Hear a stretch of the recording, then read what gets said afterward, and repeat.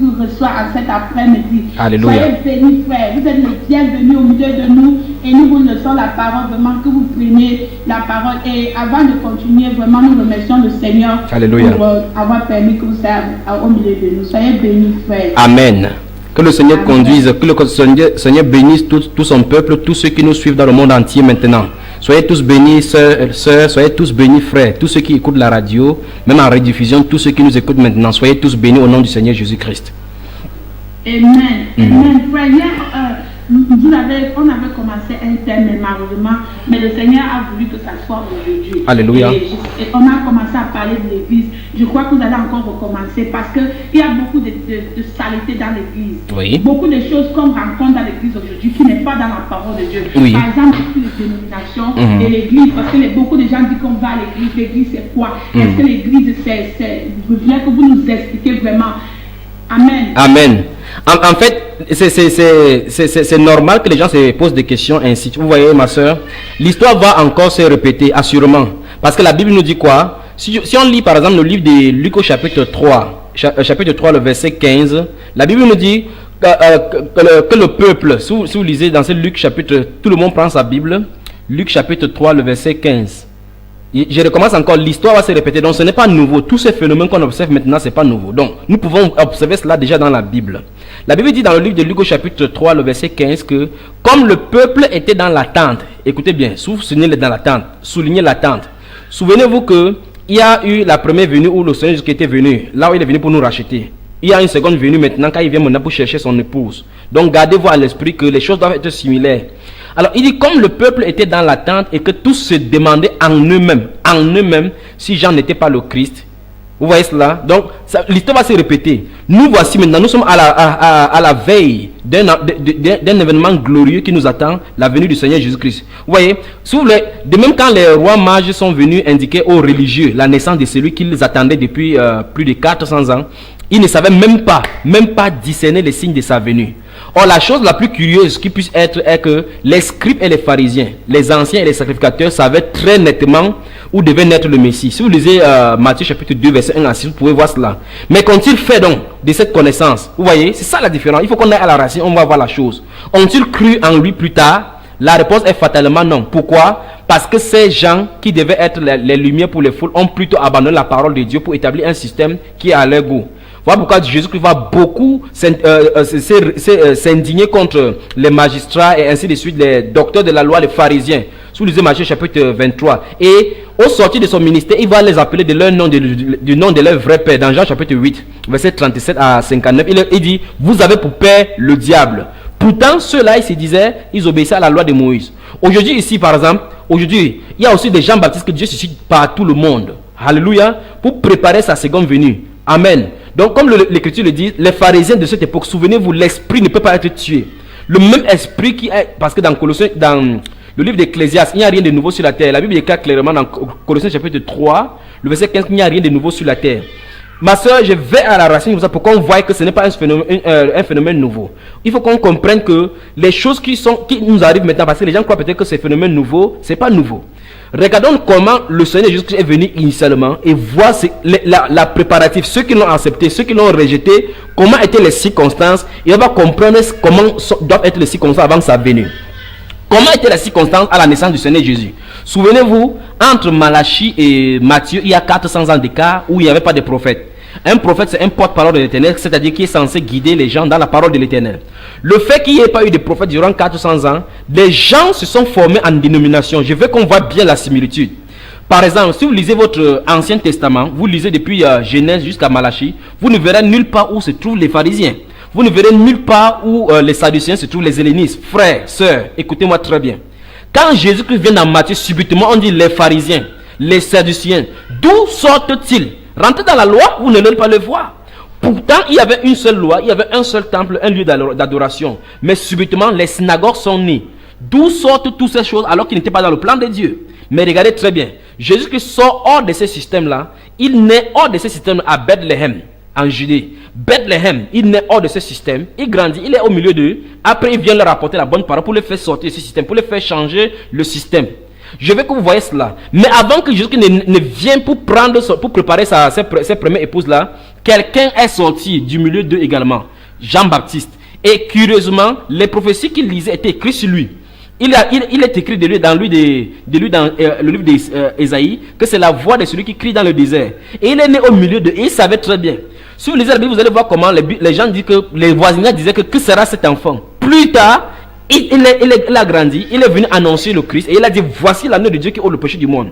Mais ce qui est chose curieuse, c'est que ce sont les gens qui étaient des religieux sur place, qui étaient des docteurs de la loi, qui ont persécuté Jean, qui ont fini par le faire livrer et qui ont persécuté lui-même, y compris même le Messie. Voilà pourquoi il dit la chose va encore se répéter.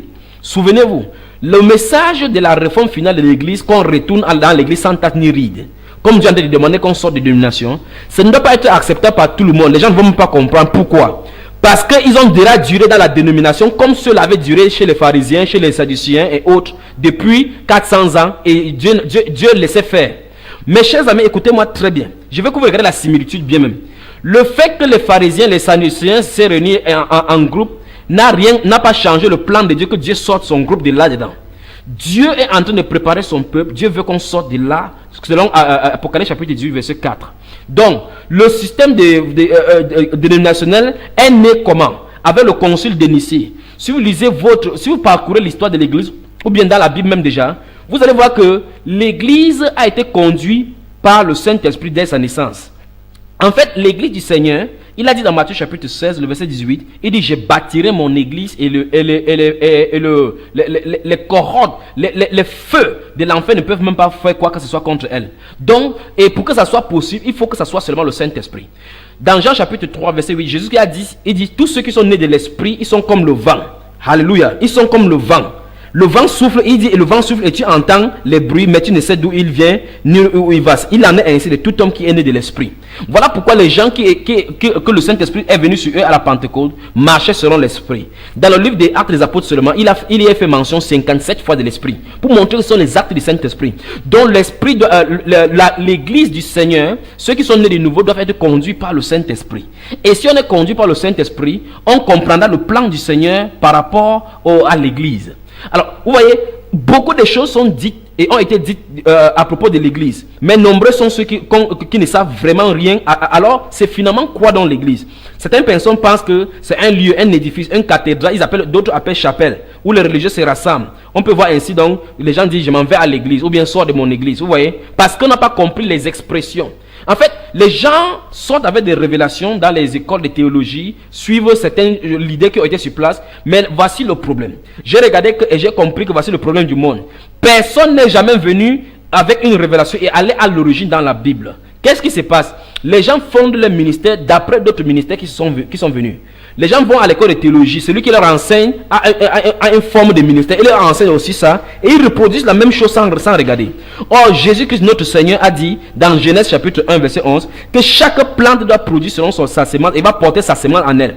Donc la parole de Dieu, la semence qui a été semée à la Pentecôte, porte la semence de la parole, porte la semence de l'église, et cette église doit se reproduire à chaque fois, selon cette description-là.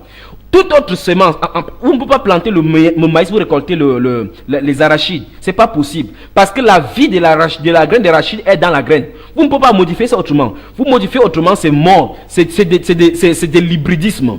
Alléluia. Donc, Dieu veut que chaque semence reste à sa place. Il faut qu'on comprenne la naissance de l'église et même l'appellation église même. L'église, d'après le grec, c'est ecclésia, puisque le Nouveau Testament est écrit en grec. C'est ecclésia, c'est-à-dire que ceux qui sont appelés ordre. Si on ne comprend pas ça, il y a plusieurs dérives aujourd'hui. Vous entendez les gens disent, sors de mon église. Si tu ne veux pas de telles choses, tu te chasses de cette assemblée, sors de cette église. Ce n'est pas possible qu'un être humain chasse un autre être humain de l'église du Seigneur du vivant. Alléluia. Donc, il faut que les bien-aimés, ceux qui me suivent maintenant, les frères qui me suivent dans le monde, comprennent que l'église, c'est l'église du Seigneur, c'est le corps de Christ. Et cette église-là, c'est l'ensemble de tous ceux qui sont nés de nouveau. Quand il parle de nés de nouveau, c'est ceux qui ont reçu le Saint-Esprit. Depuis la première Pentecôte jusqu'à ce que le Seigneur Jésus vienne chercher son épouse. C'est ceux-là qui font partie de l'église du Seigneur. Alors, ça c'est le corps spirituel du Seigneur. Souvenez-vous, c'est le corps de Christ. Alors le corps de Christ donc, qu'on appelle l'église, est manifesté sur la terre par les assemblées locales. Voilà là où la pierre d'achoppement.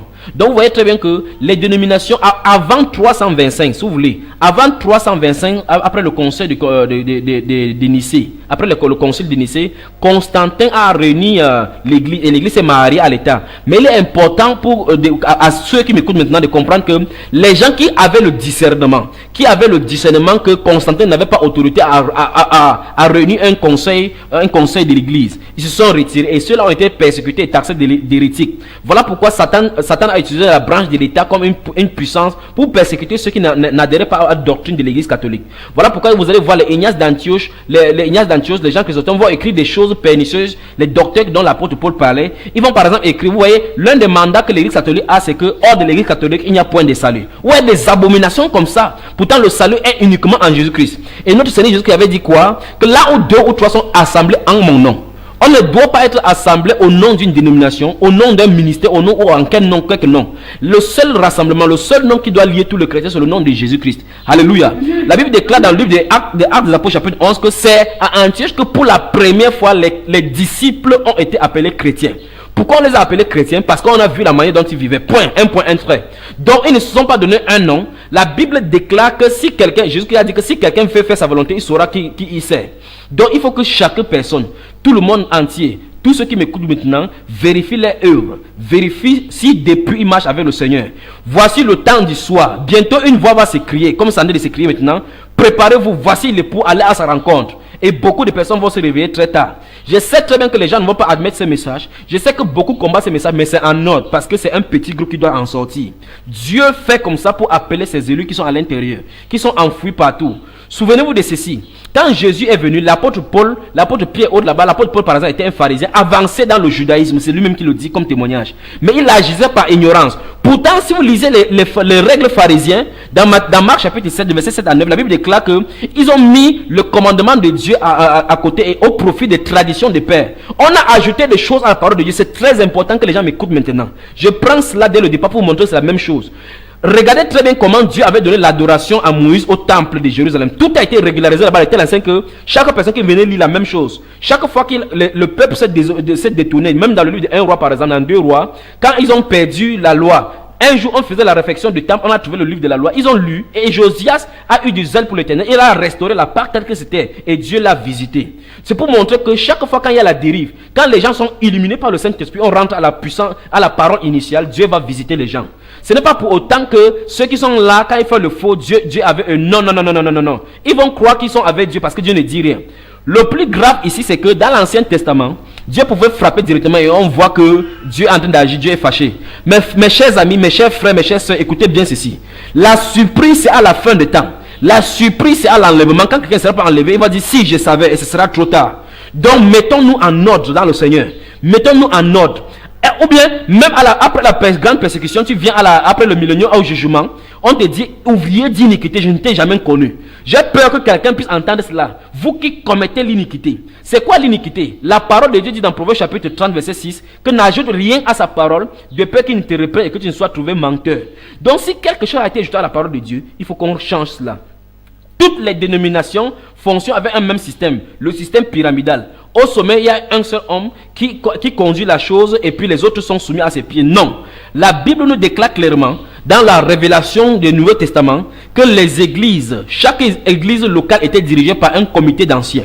C'est le comité d'anciens qui fait office de dirigeant de l'église. Il n'y a pas au-dessus des gens qui ont nommé ce qu'on appelle en anglais le general overseer, le grand prophète, le grand apôtre qui à l'extérieur qui contrôle avec un œil méchant, un œil surveillant. Non. Chaque église locale est autonome, ne dépend pas d'une certaine base quelque part. Toute église qui fonctionne avec ce système pyramidal est directement contrôlée par l'Antichrist. Parce que l'église de Rome est contrôlée de la même façon. L'église catholique a son siège à Rome et il contrôle tous les diocèses, tous les paroisses dans tout le monde entier. Et tout le rend compte là-bas. Donc si quelqu'un se bâtit un temple comme ça, un système comme ça, il est directement, pas étonnant donc que la Bible parle de ses filles. Les filles de la grande prostituée, la grande mère, la Babylone la grande. La mère des impudiques. Écoutez comment la Bible l'appelle dans Apocalypse chapitre 17. La mère des impudiques. Une mère, c'est celle qui a enfanté. Donc, quiconque va s'appeler de n'importe quelle dénomination dans ce monde entier, tu fais partie de ce système appelé le système babylonien. Donc, Dieu demande à son peuple de sortir. C'est très important, ma chère sœur, que les gens puissent écouter pourquoi Dieu est en train de dire ainsi.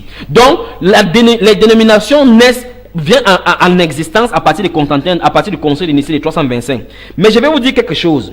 Ce n'est pas de lui que c'est issu. Si vous lisez les précédents empereurs qui étaient avant lui, la chose vient particulièrement de quelqu'un qu'on appelait Alexandre Sévère.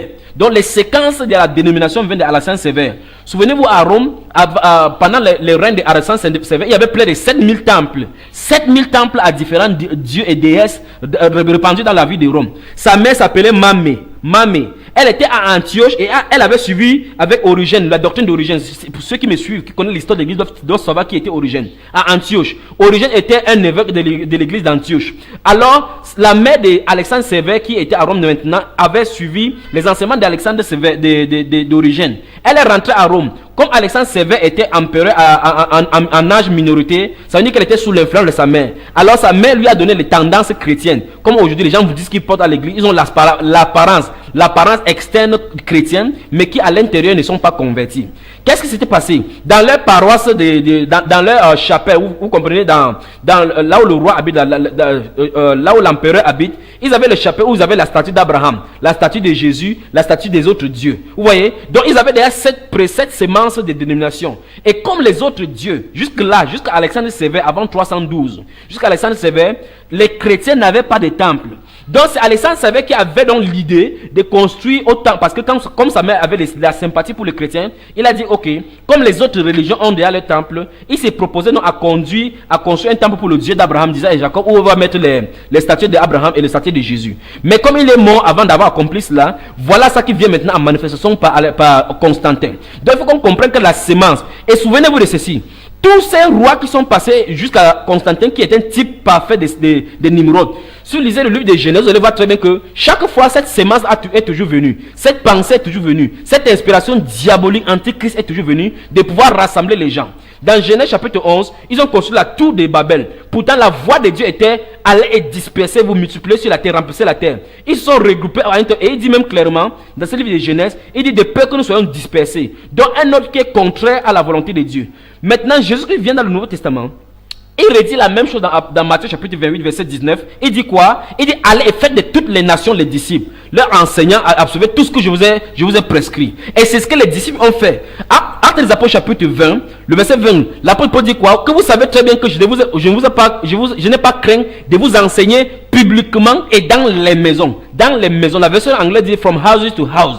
Dans les maisons, le conseil de Dieu. Je vous ai annoncé tout le conseil de Dieu sans en rien cacher. Donc qu'est-ce qui se passe? Quand l'apôtre Paul installe, il dit exactement ce que Jésus-Christ a dit. Le Saint-Esprit vient, il confirme ce que Jésus-Christ a dit. Il leur enseigne tout ce que Jésus-Christ a dit. Mais qu'est-ce qui se passe? Les gens commencent à abandonner la foi. Quand à partir d'Alexandre Sévère, donc, les gens vont commencer à suivre la doctrine étatique qui avait été installée en 325 au conseil de Nicée. Alors la dérive du christianisme va aller là-bas. De la même façon comme Jézabel est venue se marier à Akab par une alliance politique, de la même façon, Constantin s'est marié à l'église pour des raisons politiques, pour pouvoir asseoir son royaume. Et maintenant, l'antichrist est entré. La sémence antichrist venait commencer à prendre la gestation. Pas étonnant que la Bible l'appelle la grande prostituée, l'église de Rome et tous ses acolytes. Donc si quelqu'un m'attend maintenant, il est dans une dénomination, il appartient au système antichrist. Voilà pourquoi dans Apocalypse chapitre 18, le Seigneur Dieu des armées dit à son peuple, mon peuple, sortez du milieu d'eux.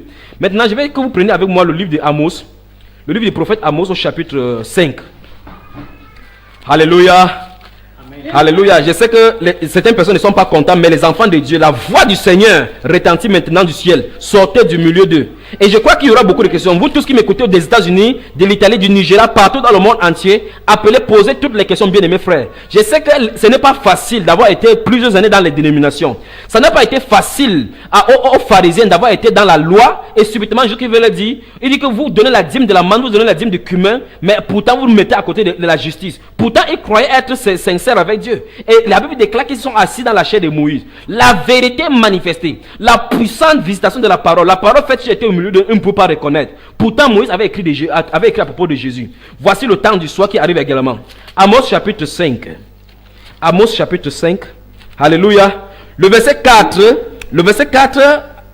et verset 6 à 6 dit quoi? Car ainsi parle l'Éternel à la maison d'Israël. Cherchez-moi et vous vivrez. Ne cherchez pas Bethel, n'allez pas à Gilgal, ne passez pas par Beersheba, car Gilgal sera captif et Bethel anéanti. Cherchez l'Éternel et vous vivrez, craignait qu'il ne saisisse comme un feu la maison de Joseph et que ce feu ne la dévore sans que personne à Bethel pour l'éteindre. Remarquez très bien, Bethel, Gilgal, Bathsheba et autres là, ce sont des lieux de manifestation de Dieu dans l'Ancien Testament. Mais subitement, Dieu dit ici qu'il ne réside plus là-bas, il ne se manifestera pas là-bas parce que les gens ont pris un lieu comme le lieu où Dieu habite. Non, il a dit que le ciel est mon trône et la terre mon marchepied. Quelle maison pourrez-vous me faire? Quand les gens parlent de temple, ils disent que les Juifs partaient au temple. Pourtant, le temple prophétisait Jésus. Il a dit, quand ils étaient dans le désert, il a dit que quand vous serez entrés dans le pays que je vous ai promis, ce n'est pas ainsi que vous allez rendre le culte, parce qu'il y a un ordre dans le culte. Il y a un ordre, il a dit là où vous allez rendre votre culte, là où j'ai fait résider mon nom. Et la Bible nous révèle que dans le Nouveau Testament, là où Dieu a fait résider son nom, c'est en Jésus-Christ. Dieu s'est caché en Christ. Dieu s'est caché en Christ. L'adoration due à Dieu maintenant, c'est par Jésus-Christ. Et maintenant, nous sommes son corps. Nous sommes son corps, nous tous nous formons son corps et chacun a son membre. La Bible déclare dans 1 Corinthiens chapitre 3, le verset 16 à 17, que ne savez-vous pas que vous êtes le temple de Dieu et que l'Esprit de Dieu habite en vous? Si quelqu'un détruit le temple de Dieu, frère, donc il n'y a pas deux temples. Dans la période de Juifs, il n'y avait pas deux temples. Il y avait un seul temple à Jérusalem. Si quelqu'un habitait Gaza, la Samarie, il fallait qu'il se déplace pour arriver à Jérusalem, quel que tu sois, qui que tu sois. Maintenant, Jésus qui l'a donné prophétiquement, il dit détruisez ce temple-ci et je le rebâtirai en 3 jours. La Bible déclare qu'il parlait du temple de son corps. Bien que physiquement, le temple a été détruit sous Titus en l'an 70. Mais il parlait de son corps spirituel, de son corps physique qui devait être détruit et qui devait ressusciter. Maintenant, il dit qu'il devait refaire son corps. À la résurrection, après l'ascension, il a fait venir son corps, son corps est devenu vivant. Donc, le corps de Christ donc est devenu vivant par le Saint-Esprit. Et nous sommes manifestés sur la terre maintenant en assemblée locale. Donc, le temple de Jérusalem n'a plus son lieu d'être spirituellement parlant. Et même, quand on commence à répliquer dans les dénominations dans le monde, sans savoir d'où ça vient, voilà là où le mal est. Il n'y a pas un seul verset biblique en faveur des dénominations dans la Bible. Personne ne peut monter un seul verset biblique pour les dénominations.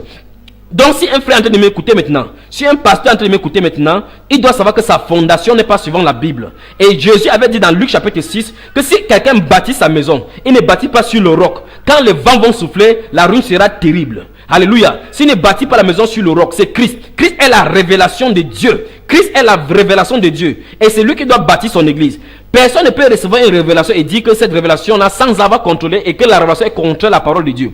Aucune personne, j'aimerais bien que les pasteurs qui m'écoutent maintenant, que les prophètes qui m'écoutent maintenant dans le monde entier, me demandent par la Bible que Dieu a changé entre temps. La Bible déclare dans Malachie qu'il n'y a aucune ombre de variation en lui. Et Jésus-Christ est le même hier, aujourd'hui, pour toujours. Comme il a agi, il va toujours agir. Dieu merci, le Seigneur Dieu des armées ne nous a pas laissé orphelins. Franchement, s'il n'y avait pas la Bible, on devait suivre n'importe quoi. Alléluia. Il nous a laissé sa parole et il a conclu que personne ne doit rien ajouter, ni rien y retrancher. C'est le dernier arbitre en matière de l'autorité spirituelle. Tout ce qui concerne la chose céleste est régularisé dans la Bible. Il n'y a pas une nouvelle révélation que Dieu va donner à son peuple, non. Il y aura l'illumination des passages bibliques comme il est en train de faire maintenant. Ce n'est pas une nouvelle révélation, c'est écrit dans la Bible. Dieu veut que son peuple retourne à l'église originelle. Je vous ai toujours dit que quand on plante une graine de maïs, quand ça produit, à la récolte, à la moisson, c'est la graine de maïs qu'on va retrouver. C'est conforme à Genèse chapitre 1, verset 11, où il est écrit que chaque plante reproduit selon son espèce et qu'on est des semences. Chaque semence est sa vie en elle-même.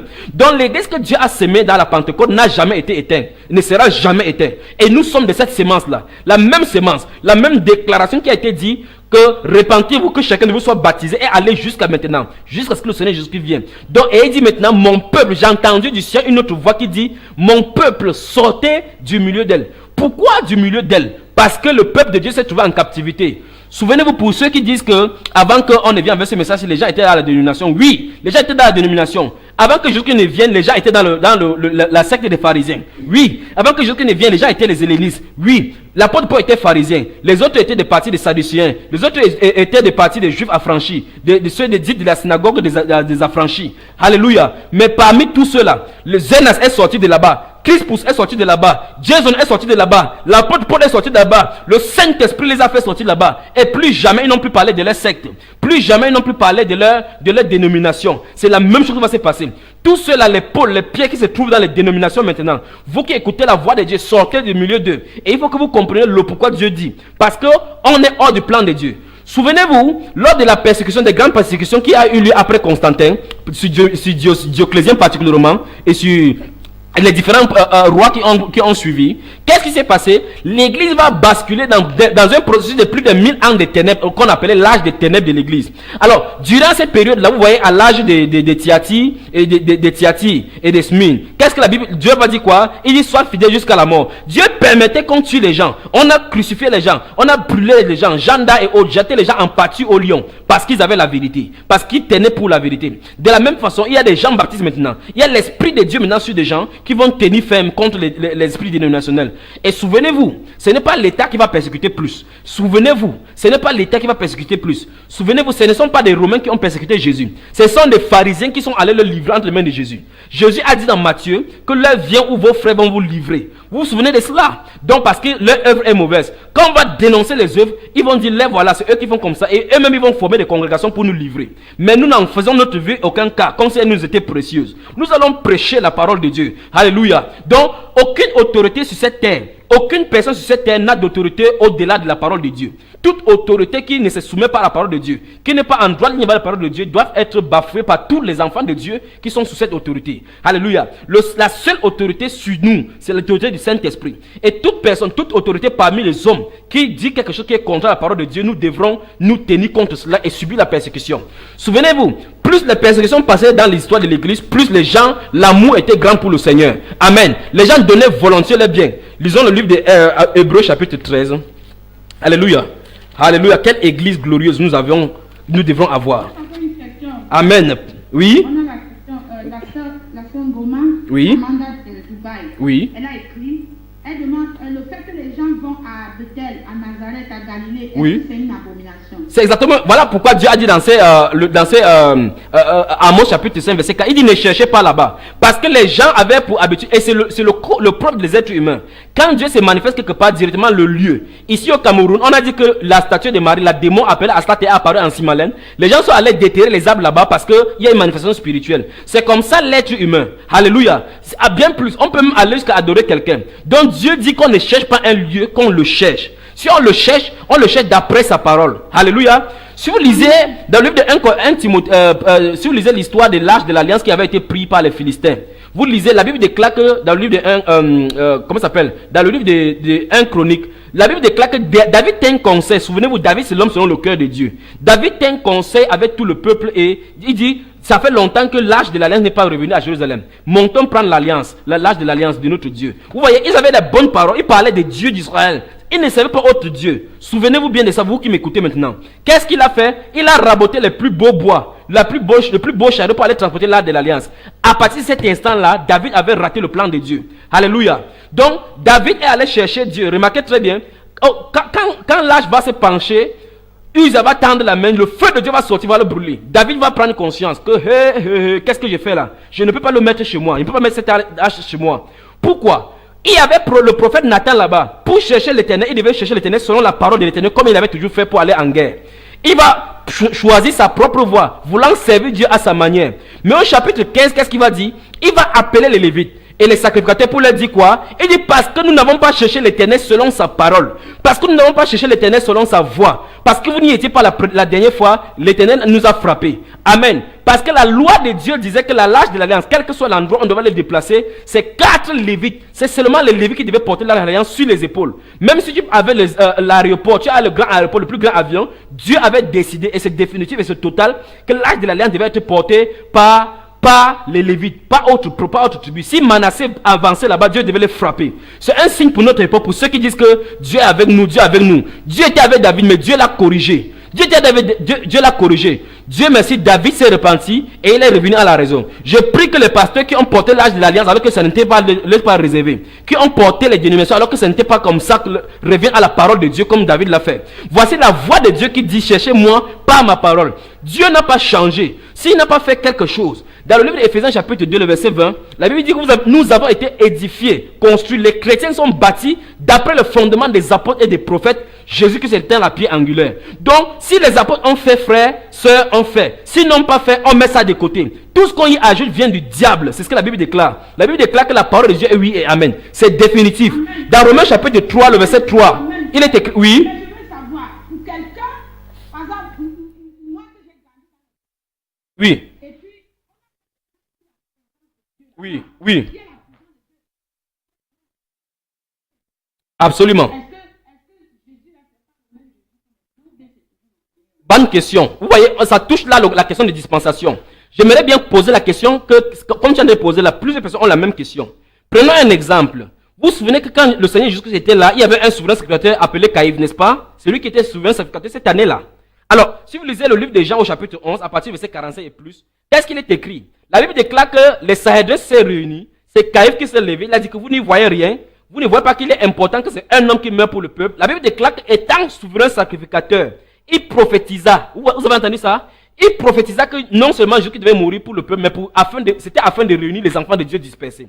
La question que je pose est, par quel esprit prophétisait-il?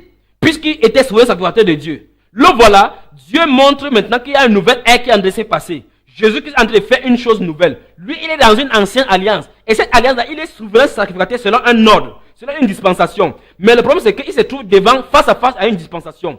Ce qu'on appelle par exemple la zone tampon. Donc la zone où la loi devait faire place à la grâce. Alléluia. Là où la loi devait faire place à la grâce. Maintenant, ça, c'était le trait d'union entre la loi et la grâce. Voilà le souverain sacrificateur selon la loi là-bas. Voici le souverain sacrificateur selon l'ordre de Melchisedec qui se tenant devant lui. Le souverain sacrificateur selon l'ordre de Melchisedec, l'autre souverain sacrificateur selon la loi prophétise dans sa vie. Alléluia. C'est un peu comme toi, tu disais que tu étais dans la dénomination. Oui, c'est vrai. Plusieurs personnes étaient dans la dénomination. Mais maintenant, est-ce que c'est la dispensation maintenant de sortir? Oui, il faut sortir. Dieu a laissé, par exemple, pendant les 1000 ans de ténèbres qui se passaient dans l'église. Les gens étaient dans les grottes, dans le sous-sol, se cachaient dans les champs. Dieu les connaissait. Dieu a laissé passer comme ça. Il pouvait préserver des gens. Mais c'est dans le plan de Dieu que ça arrive ainsi. Dieu veut que maintenant, au temps du soir, qu'on retourne. Oui, mes soeurs, oui, mon frère, des gens sont dans les dénominations. Ce n'est pas pour autant qu'on doit y rester parce que Dieu a dit qu'on sorte. Si vous lisez la Bible, vous allez voir que Judas Iscariote était avec les disciples, mais il n'allait pas là-dessus se pendre. Ce n'est pas pour rien, pour autant qu'on doit aller se pendre comme lui, il s'est pendu. Non. On doit suivre le bon exemple. Ce n'est pas parce qu'il a fait comme ça, il a guéri les malades. Oui, il a guéri les malades au nom de Jésus. Mais maintenant, qu'est-ce qu'il a fait par la suite? Il allait se pendre. Il a quitté la voie de Dieu. L'Esprit de Dieu était sur les dénominationnistes. Par la suite, qu'est-ce qui va se passer? Dieu était à l'œuvre sortant son peuple. Chaque fois, chaque ministère, chaque enfant de Dieu, chaque prophète de Dieu, des réformateurs que Dieu va envoyer, il va leur dire seulement de sortir. La voix de Dieu n'a pas changé. Luther, Zwingli, Jean Calvin sont sortis de la même façon dans un système. Mais le problème, c'est que tous les réformateurs sont sortis, ne sont pas rentrés dans la parole originelle. Voilà pourquoi ça a été répliqué. Les méthodistes, les baptistes, les évangélistes, les pentecôtistes, et maintenant, plus proche de nous maintenant, les pentecôtistes et l'église réveillée. Pourquoi? Parce que les gens sont sortis, répliquer encore le même système dans lequel ils sont sortis. Voilà pourquoi j'invite tous ceux qui sont sortis des dénominations de passer au scanner du Saint-Esprit. Examinez toutes choses d'après la parole de Dieu et ne mettez pas le sentiment. Plusieurs personnes mettent le sentiment en disant que j'aime mes personnes. C'est mon pasteur qui m'a conduit à Christ. Non. L'apôtre Paul dit que qu'est-ce que Apollos? Les serviteurs par le moyen duquel vous avez cru. Donc ce n'est pas eux qui sont importants, c'est la voix de Christ. Mon pasteur moi-même qui m'a amené à Christ, je lui enseigne maintenant des choses parce qu'il était dans le faux. Maintenant, il est revenu à la raison. Quel homme humble. Alléluia. Il faut qu'on marche d'après le Seigneur. Pourtant, celui qui m'a amené en Christ, il n'y a pas la durée dans le Seigneur ici, ma soeur. C'est la relation avec le Seigneur et la révélation d'après la parole. Si c'est clair que tu as fait 80 ans dans la foi, tu dois devoir y revenir ou bien tu vas être contre. Maintenant, ma soeur, je vais expliquer quelque chose. J'ai parlé des dispensations. C'est d'après les dispensations qu'on est en train de vivre. Comme l'Esprit de Dieu est en train de révéler aux gens des sorties de dénomination, ça veut dire que Dieu va faire une nouvelle chose. Comme Caïphe était là. Quand Jésus était né, il était dans le berceau. Souvenez-vous, il allait au temple, il allait aux festivités avec sa mère. Ce n'était pas encore la dispensation de Moïse était toujours là. Mais lorsqu'il est écrit que voici l'agneau de Dieu qui ôte le péché du monde. Lorsque le Seigneur Jésus a lu dans Luc chapitre 4, qu'aujourd'hui cette parole du livre d'Ésaïe est accomplie.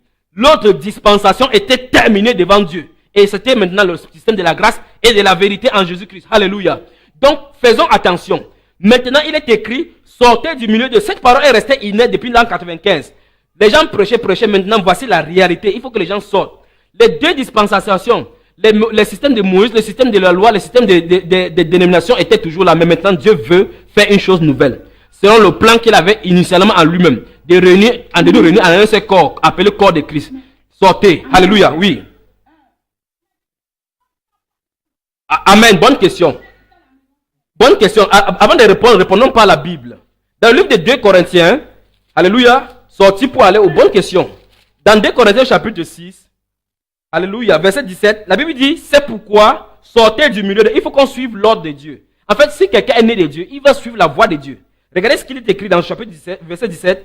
Il dit, c'est pourquoi sortez du milieu d'eux et séparez-vous. Voilà la deuxième chose. Parce qu'il y a des gens qui sortent, après ils viennent à la maison, ils reviennent encore là-bas. Ils disent, non, j'ai quand même mes amis là-bas, j'ai fait telle chose là-bas, je vais pour les convertir. Non, ne faisons pas de telles choses.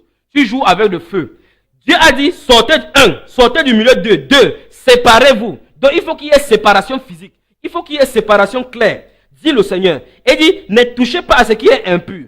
Toute cette chose-là. Dans Ésaïe chapitre 28, verset 8 à 11, il dit quoi? Il dit, toutes les tables sont pleines de vomissures. Ce n'est que précepte sur précepte. Chaque dénomination a ses règles. Sinon, s'ils avaient les mêmes règles, alors, puisque la seule règle, c'est la parole de Dieu. Si c'est la même parole qui a été prêchée, alors, unanimement, on devrait être d'accord. Mais telle dénomination ne croit pas au baptême au nom de Jésus. Telle ne croit même pas à la manifestation du Saint-Esprit. Telle ne croit plus au miracle. Vous pensez que Jésus-Christ est là-dedans? Non. Jésus-Christ est fidèle, il ne peut pas se régner. Ici, la Bible déclare, ne touchez pas à ce qui est impur. Pourquoi? Et il dit, je vous accueillerai. Voilà la réponse, ma soeur. Il dit, je vous accueillerai. Donc, c'est qu'une soeur, un frère qui m'écoute maintenant a à faire, sa responsabilité, c'est d'abord de sortir. Ne réfléchis pas là où tu vas aller, point. Ne réfléchis pas, Dieu a promis qu'il va t'accueillir. Vous avez les maisons. Alors, après cette sortie, alléluia. Oui.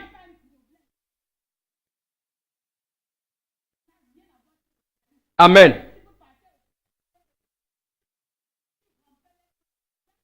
Et c'est pour ça que... Ok. Ah. Ok. Bonne question encore, ma soeur. La première question que je pose, c'est si, en fait, même si on veut imiter les apôtres comme ça, comme quelqu'un dit comme ça, d'accord, la seule façon pour eux de partir, c'est qu'il faut qu'ils partent à Jérusalem. Alors, il faut qu'ils partent à Jérusalem parce qu'il y avait un seul temple.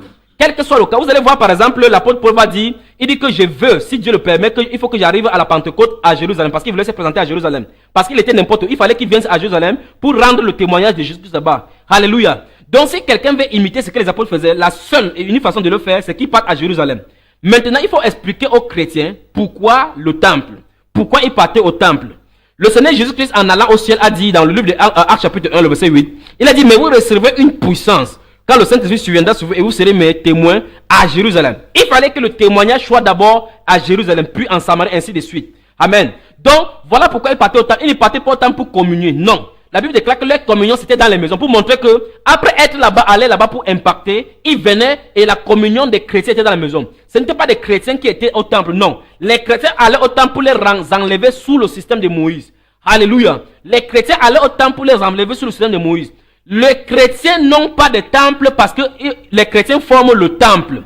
Le culte chrétien proprement dit, c'est le seul culte où il n'y a pas de sacrifice humain à donner, où il n'y a pas de sacrifice extérieur à donner. C'est seulement le sacrifice de l'air, c'est-à-dire le fruit qui confesse son nom.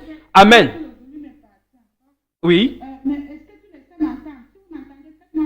Alléluia. Amen. Amen. Oh, oui. Donc dans le monde entier, si vous nous écoutez, faites signe. Dans le monde entier, si vous nous écoutez, faites signe.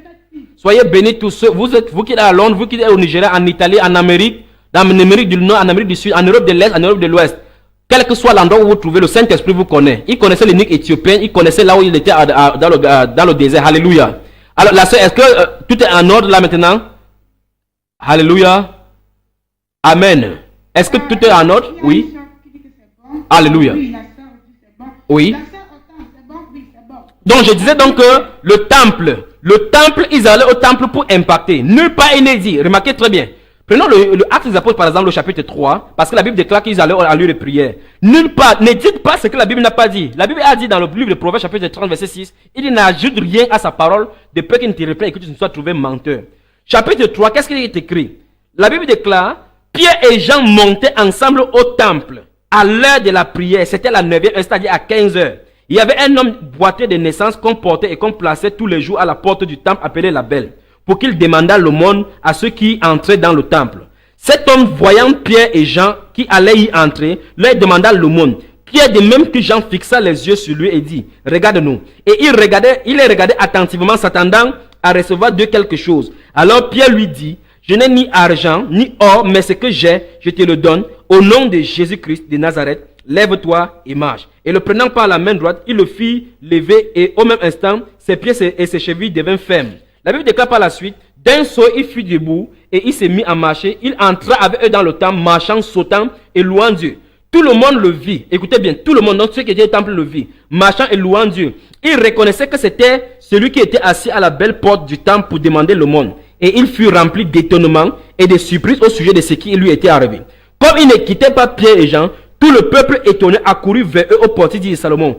Pierre, voyant cela, oh mon Dieu, Pierre, voyant cela, dit au peuple, homme israélite, pourquoi vous étonnez-vous de cela? Pourquoi avez-vous le regard fixé sur nous, comme si c'était par notre propre puissance ou par notre piété que nous eussions fait marcher cet homme? Alléluia. Donc, vous voyez, la Bible n'a pas dit que Pierre est allé au temple pour prier. Voici le but pour lequel il est allé. Subitement, quand il va prêcher maintenant, plusieurs personnes vont être converties. Voilà le pourquoi il partait au temple. Partout. Et maintenant, pour ceux qui raisonnent ainsi, quand vous passez, vous lisez Actes des Apôtres jusqu'au chapitre 18, à partir du verset 9, vous ne verrez nulle part, jusqu'à ce que le Nouveau Testament finisse, mes chers amis, lisez votre Bible. Vous ne verrez plus nulle part partout où il est écrit que les disciples allaient encore au temple. En fait, le Nouveau Testament conclut par ceci. L'Acte des Apôtres conclut au chapitre 28. Lisons au chapitre 28 quelque chose. Parce que les gens lisent ça, ils ne comprennent pas. Regardez bien. Quand les Juifs vont venir voir Paul dans sa maison de résidence où il était à Rome, voici ce qui se passe. Regardez bien. Verset 23 au chapitre 28 des Actes des Apôtres. Il lui fixait un jour et plusieurs vinrent le trouver dans son logis. Paul leur annonça le royaume de Dieu en rendant témoignage et en cherchant par la loi de Moïse et par les prophètes à les persuader de ce qui concerne Jésus. L'entretien dura depuis le lendemain, le matin jusqu'au soir. Écoutez bien, les uns furent persuadés par ce qu'ils disaient, les autres ne crurent point. C'est ça le groupe. Les gens vont comprendre, d'autres vont accepter, d'autres n'ont pas accepté. Nous on fait l'œuvre du Seigneur. Verset 25 dit quoi? Comme il s'est retiré en désaccord, Paul n'ajouta que ces mots. C'est avec raison que le Saint-Esprit, parlant à vos pères par le prophète Ésaïe, a dit: va vers ce peuple et dit, vous entendrez de vos oreilles et vous ne comprendrez point. Vous regarderez de vos yeux et vous ne verrez point. Car le cœur de ce peuple est devenu insensible. Ils ont endurci leurs oreilles et ils ont fermé leurs yeux, de peur qu'ils ne voient de leurs yeux, qu'ils n'entendent de leurs oreilles, qu'ils ne comprennent de leur cœur, qu'ils ne se convertissent et que je ne les guérisse. Ça, écoutez bien maintenant, verset 28. Sachez donc que ce salut de Dieu a été envoyé aux païens et ils l'écouteront. Lorsqu'il eut dit cela, les Juifs s'en allèrent, discutant vivement avec eux. Donc voilà le but pour lequel il allait. La Bible déclare que le salut vient des Juifs. Il fallait que le témoignage soit d'abord établi à Jérusalem, soit d'abord établi parmi les Juifs, afin qu'ils soient sans excuse devant Dieu. Maintenant, comme ils ont rejeté, à partir du chapitre 18 des Actes des Apôtres, les apôtres ne mettent plus les pieds dans la synagogue, dans le temple. Parce que le témoignage, en effet, au chapitre 8, verset 1, Dieu va frapper par la dispersion, par le meurtre d'Étienne. Il va disperser les gens. Partout, ils vont aller rendre témoignage exactement là où Jésus avait dit dans Actes chapitre 1, verset 8, qu'il devait aller. Dans Actes chapitre 8, verset 1, il avait dit, vous allez aller premièrement à Jérusalem, en Samarie, en Judée et toutes les extrémités de la terre. Si vous lisez le chapitre 8, verset 1, ils sont allés exactement là-bas après la persécution. Parce que c'est l'ordre de Dieu. Alors, quand vous voyez les gens qui étaient à Antioche, qui ont cru à Antioche, est-ce qu'ils partaient au temple? Il y a un temple à Antioche. Ceux qui ont cru à Corinthe, est-ce qu'il y avait un temple à Corinthe? Oh, que Dieu nous aide vraiment. Quand il y a ceux qui ont cru à Rome, est-ce qu'ils sont allés à Rome il y a un temple à Rome où ils devaient adorer? Ceux qui ont cru en Thessalonique et ainsi de suite. Que nous revenions dans la parole de Dieu. Oh! Oh non, non. La persécution, remarquez très bien ce qui est écrit. Si vous lisez chapitre 2, là où le Saint-Esprit est même descendu, la Bible déclare qu'ils étaient dans la chambre haute. Donc le Saint-Esprit est venu sur l'église et l'église est née dans la maison. Au chapitre 2, verset 2, la Bible déclare que le Saint-Esprit, tout à coup, il vient un vent impétueux, comme un vent impétueux, et le Saint-Esprit remplit la maison où ils étaient assis. Ils n'étaient pas dans le temple parce qu'ils attendaient ce que Dieu devait leur donner. Maintenant, regardez que l'église est née dans la maison. L'église est née dans la maison. Et par la suite, la persécution, ce n'est pas le problème, ce n'est pas parce qu'ils partaient au temple. Non, ce n'est pas seulement parce qu'ils partaient au temple. Ce n'est pas à cause du fait qu'ils étaient persécutés qu'ils se réunissaient dans la maison. Ok. Après la persécution d'Étienne, la Bible déclare que l'église était en paix dans toute la journée en ce temps-là. Alléluia. La Bible déclare que l'église était en paix. Donc, ce n'est pas chaque fois qu'il y avait la persécution. Il y a eu persécution sous Néron. Nonobstant du fait que les chrétiens, on ne les persécutait pas parce qu'ils venaient au temple. Il y avait la persécution venant des différents royaumes. Il y avait la persécution des Juifs. Parce que cet apôtre, vous allez voir comment, quand on va l'amener en prison, les Juifs vont venir déposer contre lui. Il va appeler à César. Il va voyager jusqu'à Rome. Après, les Juifs vont voyager depuis Rome, depuis Jérusalem, pour venir à Rome témoigner contre lui. Donc la persécution n'était pas à cause du temple seulement. Ce n'est pas à cause de la personne qu'ils habitaient dans la maison. Il faut qu'on comprenne que l'église de Dieu, l'épouse du Seigneur Jésus, les frères et sœurs, en fait, nous appelons frères et sœurs. Notre réunion, c'est dans la maison, puisque c'est une réunion familiale. Nous nous comportons en famille. Nous rompons de plein la simplicité de cœur. Nous avons tout ensemble dans la communion. C'est comme ça. Dans les dénominations, c'est pas comme ça. Chacun sort de son lieu, vient se rassembler là-bas et par la suite, il rentre chez lui. Ce n'est pas la communion. La Bible déclare qu'ils demeuraient ensemble parce que c'était l'église de proximité. Les frères s'exhortaient mutuellement. Les gens qui habitaient à un pas, deux pas, trois pas pouvaient se réunir dans les maisons. C'est comme ça le modèle biblique de l'église. L'église se réunit comme ça en église locale de façon autonome et indépendante d'une dénomination, indépendante d'un général overseer, d'un apôtre qui a quelque chose en Amérique où elle a créé son église. Non, c'est l'église du Seigneur. Et c'est très important de comprendre cette notion. Si on perd de vue que c'est l'église du Seigneur, que c'est le corps de Christ, et en fait que ce n'est pas un homme qui bâtit, que c'est le Saint-Esprit qui doit nous utiliser comme instrument, comme les membres. Chaque pierre de cet édifice doit se former elle-même pour être une habitation spirituelle de Dieu, une habitation spirituelle de l'Esprit de Dieu. Et le modèle a été posé une fois pour toutes. L'apôtre Paul le dit dans 1 Corinthiens chapitre 3, que j'ai posé la fondation comme un sage architecte et un autre bâti dessus. Il dit faites attention de la manière dont vous bâtissez dessus, parce qu'aucune autre fondation ne peut plus être posée, à savoir Jésus-Christ. Donc Jésus-Christ seul, qui est la pierre angulaire, la parole, telle que la Bible est écrite, ma soeur. En fait, il ne devrait pas avoir de discussion. Si quelqu'un est sincère, remarquez très bien que David a été sincère, il a reconnu sa faute. L'apôtre Paul, quand il a été appelé, il croyait servir sincèrement Dieu. Alléluia. Puisqu'il a fait ses études, il a fait les études doctorales. Qu'est-ce qui s'est passé? Ne réussit-il pas? Souvenez-vous de Gamaliel. Gamaliel qui était un docteur de la loi. Il a vu encore l'apôtre Paul, il a dit non, c'est pas moi qui l'ai formé. Cette chose-là, ça vient de Dieu, on ne peut pas combattre. Pourquoi? Parce qu'il voyait très bien que ce qu'il avait enseigné à l'apôtre Paul n'a rien à voir. L'apôtre Paul dit qu'il persécutait à outrance l'église de Dieu vivant. Mais il agissait dans l'ignorance.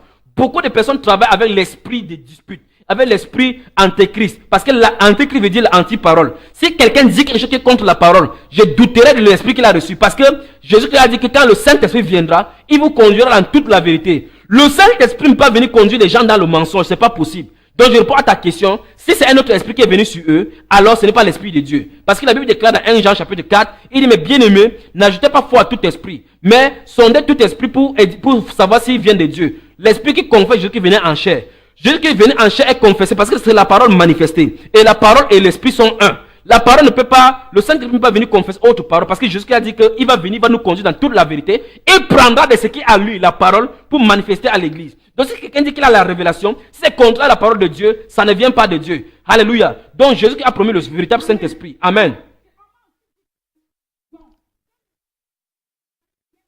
Oui.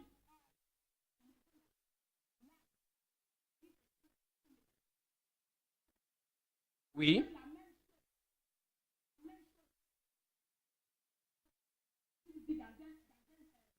Oui. Oui.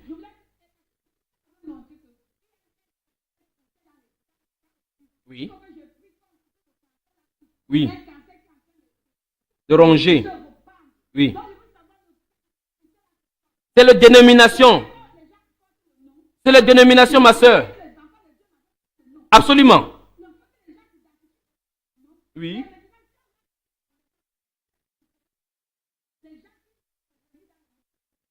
Bonne question. Bonne question. Amen. Oui. Évitez de telles personnes au milieu de vous parce qu'il y a encore l'esprit dénominationnel. Oui, ma soeur. J'ai dit, évitez donc de telles personnes. Voilà pourquoi après être sorti des dénominations comme ça, il faut que les gens soient épurés. Sinon, ils vont répliquer encore le même système. Parce que c'est un système dont il est question. Ce ne sont pas les êtres humains dont il est question, ma soeur. Ce n'est pas les êtres humains dont l'esprit de Dieu combat. C'est le système dénominationnel. Il faut que les gens comprennent très bien. Le système qui a été mis en place, c'est un système contrôlé par l'antéchrist. Prenons un exemple. Dans le livre de Daniel, par exemple, vous allez voir que le roi Darius avait 120 satrapes parmi lesquels il y avait Daniel. 120 satrapes maintenant dans les provinces étaient comme le gouverneur qui rendait compte à qui? À Daniel, à Darius. Maintenant, au-dessus de Darius, il y avait une entité spirituelle. Satan ne peut pas être partout comme notre Dieu pour contrôler son royaume. Qu'est-ce qu'il fait? Il maintient les gens dans un système de pyramides, sachant que chaque personne doit rendre compte à une autre personne et au sommet, on doit lui rendre compte. Donc, c'est le système pyramidal, le système dénominationnel, c'est le système pyramidal. Comme tu as dit, l'église du Seigneur n'a pas de nom. L'église du Seigneur, c'est une entité spirituelle. C'est pas possible. En fait, quand on dit l'église du Seigneur, comment quelqu'un peut dire que il appartient au corps de Christ et il dit que nous sommes l'église de tel? Jésus a dit là où 2 ou 3 sont unis en mon nom, sont assemblés en mon nom. On ne peut pas s'assembler sous un arbre et être au nom d'une autre personne. C'est pas possible. Donc, quand quelqu'un dit en Chine, Si vous remarquez, donc ceux qui se réunissent dans les catacombes, sous les arbres, comme vous dites comme ça là, ils n'appartiennent pas à des dénominations. Je rends grâce à Dieu particulièrement en Chine et dans le pays de Népal et Pakistan et autres là, où les frères se réunissent dans les maisons. En fait, il faut que Dieu suscite des persécutions comme ça. En fait, qu'on l'admette ou pas, le bulldozer du Saint-Esprit est en marche. Toute personne qui va s'opposer contre ça sera brisée. Et toute personne qui va se résister contre l'Esprit de Dieu ne font que s'attirer des ruines. Mais ceux qui vont accepter le mouvement de cet esprit vont aller sur les ailes du grand aigle, le Dieu des armées. Alléluia. Donc, ceux qui se réunissent dans des maisons, se réunissent sans prendre de nom. Maintenant, quelle est la différence, comme tu as posé la question, quelle est la différence entre ceux qui se réunissent dans le nom? En fait, il faut que vous compreniez. Il n'y a pas de communion au sens biblique du terme dans les dénominations. Ça ne peut pas possible. Pourquoi? Parce que c'est une famille. Dans les dénominations, on ne se rencontre pas en famille. Dans la maison. La Bible est claire, c'est la maison. Pourquoi? Si on prend par exemple, je prends par exemple la Sainte Seine. La Sainte Seine doit se passer, on doit rompre le pain en compagnie des repas. C'est le modèle biblique là-bas. Dans les dénominations, c'est impossible. On ne sait pas qui est qui. Il n'y a pas de communion fraternelle. Si vous prenez par exemple 1 Corinthiens chapitre 14, le culte d'adoration comme ça doit se passer, ça ne peut pas se passer parce que dénomination, souvenez-vous, j'ai dit que ce n'est pas la personne qui a le problème sur le système. Le système est clair. Chaque dimanche ou mercredi, les gens viennent se réunir. On connaît ce qui va se passer. Il y a les prières d'ouverture, les prières d'entrée, les chants, les groupes de louanges sont là, le groupe des anciens sont d'un côté, le pasteur et sa femme, s'ils ne viennent pas en retard, en entrant, il y a des gens qui portent leur Bible pour entrer. Les gens se prosternent devant eux. Quand ils entrent, les gens se mettent debout. Après, il y aura les sermons, il y aura les cantiques. Donc, tout est régularisé. Vous ne pouvez pas voir de telles choses dans la Bible, ma chère soeur, mes chers frères. La Bible déclare quand vous vous réunissez que faire frère, que chacun se tient prêt dans la version parole vivante, dans 1 Corinthiens chapitre 14, verset 26, il est écrit que faire frère lorsque vous vous réunissez, que chacun se tient prêt à apporter sa part de contribution au culte. Ça veut dire que le culte rendu à Dieu était la participation de tout le monde. Vous ne verrez nulle part de telles choses dans les dénominations parce que le pasteur va venir passer son message. Après, il va organiser des séminaires pour dépouiller le peuple de Dieu de l'argent. Alors, chaque samedi, c'est comme ça, dimanche après dimanche, on va venir sermonner. Voilà, prenons un exemple. Prenons un frère qui est assis à l'intérieur depuis 15 ans. Il ne sait pas à quoi il est appelé. Voilà pourquoi quand ils sortent maintenant, ils sont déboussolés. 15 années. Ils ne savent pas ce qu'ils font. Ils ne connaissent pas pourquoi ils ont été appelés. Ils ont été appelés à aller s'asseoir seulement, à emmagasiner des conneries, des âneries, des choses diaboliques. Alléluia. Ils ne grandissent pas. Ils sont obèses spirituels. En fait, ils ne connaissent pas la direction. Pourquoi? Parce que cet homme qui est assis devant eux là-bas ne fait que les sermonner. Or, la Bible déclare que lorsqu'on est né de nouveau, sommes son ouvrage et a été créé pour des bonnes œuvres que Dieu a préparées d'avance avant que nous accomplissions. Comment les gens peuvent être 20 ans dans la foi et ne savent pas ce qu'ils sont en train de faire? Ils croient que quand ils partent au culte dimanche, comme ils disent qu'ils m'en vont à l'église là, ils partent rendre culte à Dieu. Non! Notre culte, nous avons une œuvre. Si tu es chrétien, tu as une œuvre à accomplir dans la voie du Seigneur. Voilà pourquoi il faut enseigner les frères, enseigner les sœurs. Sinon, chacun sera suppliquant. Dieu va demander qu'as-tu fait de ton talent? Qu'as-tu fait de ton talent? Tu vas dire, Seigneur, quel talent? Pourquoi? Parce que Dieu a mis le talent dans chaque chrétien. Il n'y a pas de chrétien sans don. Or, dans les dénominations, on étouffe les dons. Si tu appartiens à une dénomination qui ne croit pas aux dons de prophétie, si l'esprit de prophétie se manifeste, tu te lèves, tu te ainsi par le Seigneur, on va dire, tais-toi, c'est un démon. Pourquoi? C'est le système. Parce que chez nous, nous ne croyons pas aux prophètes. Nous croyons seulement au pasteur, au docteur. D'autres ne croient pas, oh ma soeur, oh mon frère. Il y a beaucoup à dire là-dessus. Alors que dans la maison, les dons se manifestent, les gens se manifestent, chacun se tient contraigné. En fait, les gens qui fuient pas l'aide de l'élimination, ce sont les gens qui aiment les foules. Ils partent se cacher pour fuir leurs responsabilités. Ils ont donné la responsabilité de la prière au pasteur, la responsabilité de l'étude biblique au pasteur. En fait, si quelqu'un lit la Bible à la manière du Saint-Esprit, il va sortir des dénominations. Je ne peux pas dire plus que cela. Parce que quoi? La parole de Dieu et les dénominations sont totalement opposées. C'est diamétralement opposé. Les pentecôtistes vont beau, oui.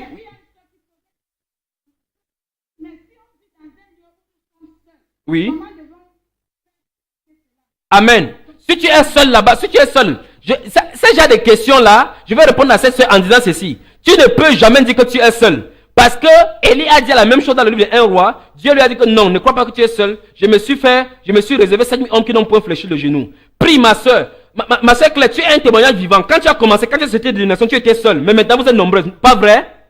Mais qui fait cette œuvre? C'est le Saint-Esprit qui ramène les gens. Si cette personne sort, alors qu'elle reste dans sa maison, elle lit la Bible, elle dit Seigneur, purifie-moi des différentes sorcelleries qu'on m'a enseignées. Et puis mets aux côtés de moi, Seigneur, ceux avec qui il veut communier. Souvenez-vous, mes soeurs, ne soyez pas dans la précipitation. Sortez à la manière de Dieu. Il a dit sortez et je vous accueillerai. Dieu a promis cela. Si tu écoutes sa voix, tu sors, il va t'accueillir. Tu vas être surpris qu'en face de toi, aux côtés de toi, il y a des gens qui adorent, qui ont la même doctrine comme ça là, qui ont reçu les mêmes révélations. Nous voici maintenant sur Internet qui nous sommes réunis. Sommes-nous donné rendez-vous? Est-ce que nous nous connaissons physiquement pour le savoir? Dieu a donné les mêmes choses à ses enfants. Que son nom soit éternellement glorifié. Donc, si cette soeur m'écoute maintenant, qu'elle comprenne qu'elle ne dise plus jamais qu'elle est seule. D'abord, elle avait le Seigneur parce que le Seigneur a dit que je suis avec vous tous les jours jusqu'à la fin du monde. Si on obéit à sa voix en sortant d'abord, qu'est-ce qui va se passer? Dieu va nous accueillir, c'est ce qu'il a promis. Et maintenant qu'il va promettre, il va joindre au fur et à mesure les gens à toi. Vous allez communier ensemble. Ne te sens pas seul de façon sentimentale, de façon charnelle, en disant que la communion de cette... Je sais que les tentaments qu'on fait dans cette dénomination-là manquent à beaucoup de personnes. Mais c'est mieux d'écouter la voix de Dieu. C'est mieux d'être là où Dieu t'attend que d'être à la majorité et périr. Alléluia.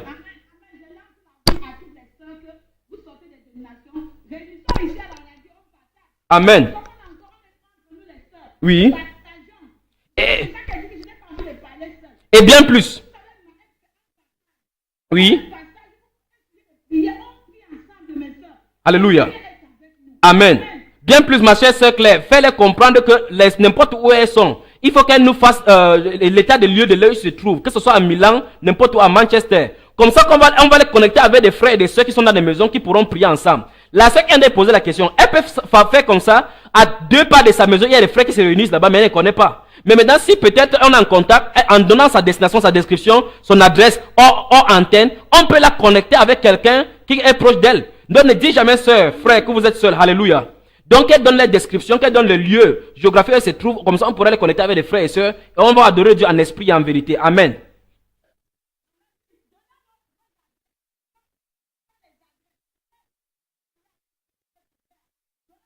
Quel que soit l'endroit où vous vous retrouvez. Amen. Amen. Amen. Alléluia. Donc je vais continuer en disant ceci. Si vous regardez l'ordre de culte, voilà, ma chère sœur, si tu permets, j'aimerais bien expliquer à quelqu'un ce soir. L'une des doctrines les plus pernicieuses qui soit entrée dans l'église, c'est ce que Jésus appelle dans Apocalypse chapitre 2. La doctrine des Nicolaïtes et la doctrine de Balaam. En fait, si la doctrine de Nicolas s'attache quelque part dans un système, directement la doctrine de Balaam va s'installer. Ma chère sœur, est-ce que les gens savent vraiment ce que c'est que la doctrine de Balaam? Moi, je sais que la doctrine de Balaam, Nicolaïte, c'est le fait de contrôler les gens. Ah, oui. Il faut que... Voilà. Oui.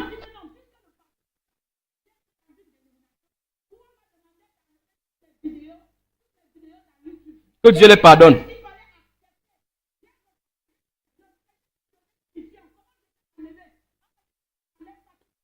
Alléluia.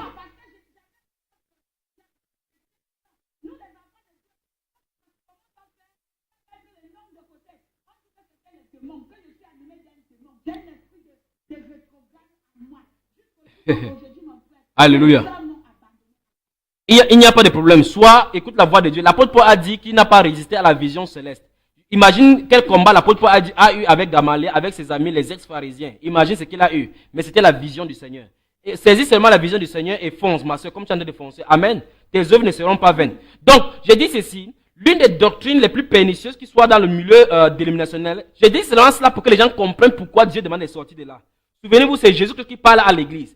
Il dit écris et envoie-le aux 7 églises qui sont les 7 dispensations de l'église. Et nous sommes à la dernière dispensation, l'église de Laodicée. Il dit misérable, aveugle et pauvre, nu. Et l'église de Laodicée ne se connaît pas. Qu'est-ce que Dieu a dit à l'église de Thyatire? Il a dit quoi dans le chapitre 2? Il dit quoi? Ce que j'ai contre toi, c'est que tu as des hommes attachés à la doctrine de Nicolaïte. Écoutez bien ceci. Nicolaïte vient du grec Nico et Laï, qui veut dire Nikos, conquérir le peuple, dominer sur le peuple. Donc, dans cet âge de l'église, il y avait l'Ignace d'Antioche qui a commencé à écrire que là où il y a l'évêque, là où il y a l'église du Seigneur. Or, la Bible nous déclare que l'église locale est dirigée par un comité d'enseigne. Partout, vous pouvez voir cela dans Galates, Actes des Apôtres, chapitre 14, verset 23, Actes, chapitre 20, verset 17 et autres. En fait, donc, Ignace d'Antioche a commencé à dire que là où il y a l'évêque, là où il y a l'église. Petit à petit, un groupe a commencé à s'élever. Quelqu'un a commencé à s'élever. Mais maintenant, ma soeur, ce qui est surprenant, c'est que tous ces choses qu'on est en train de dénoncer, on les sémence dans la Bible. Souvenez-vous, quand j'ai commencé à parler au début, j'ai touché l'Ancien Testament et les pharisiens pour parler. Remarquons bien que la doctrine nicolaïque également a commencé dans la Bible. Lisons quelque part. Allons-y pour voir un homme qui s'est levé. Alléluia. Prenons le livre de 2 Jean. Amen. 2 Jean. Ou bien, prenons 3 Jean. 13 Jean. Amen. 3 Jean. Lisons le livre de 3 Jean. Il y a des révélations dans la Bible, c'est que Dieu dit. Écoutez, la Bible dit 3 Jean, à partir du verset 1. L'ancien a Gaius, le bien-aimé que j'aime dans la vérité. Bien-aimé, je souhaite que tu prospères à tous égards et sois en bonne santé, comme prospère l'état de ton âme. Verset 3. J'ai été fort réjoui lorsque les frères sont arrivés et ont rendu témoignage de la vérité qui est en toi, de la manière dont tu marches dans la vérité. Je n'ai pas de plus grande joie que d'apprendre que mes enfants marchent dans la vérité. Bien-aimé, tu agis finalement dans ce que tu fais pour les frères et même pour des frères étrangers. Écoutez maintenant verset 6. Lesquels ont rendu témoignage de ta charité en présence de l'Église. Tu feras bien de pouvoir aller voyage d'une manière digne de Dieu. Verset 7 maintenant. Car c'est pour le nom de Jésus-Christ qu'ils sont partis sans rien recevoir des païens. Écoutez, bien-aimés, nous devons accueillir de tels hommes afin d'être ouvriers avec eux pour la vérité. Verset 9 enfin. Écoutez bien là où la doctrine de Nicolas, la sémence de cela.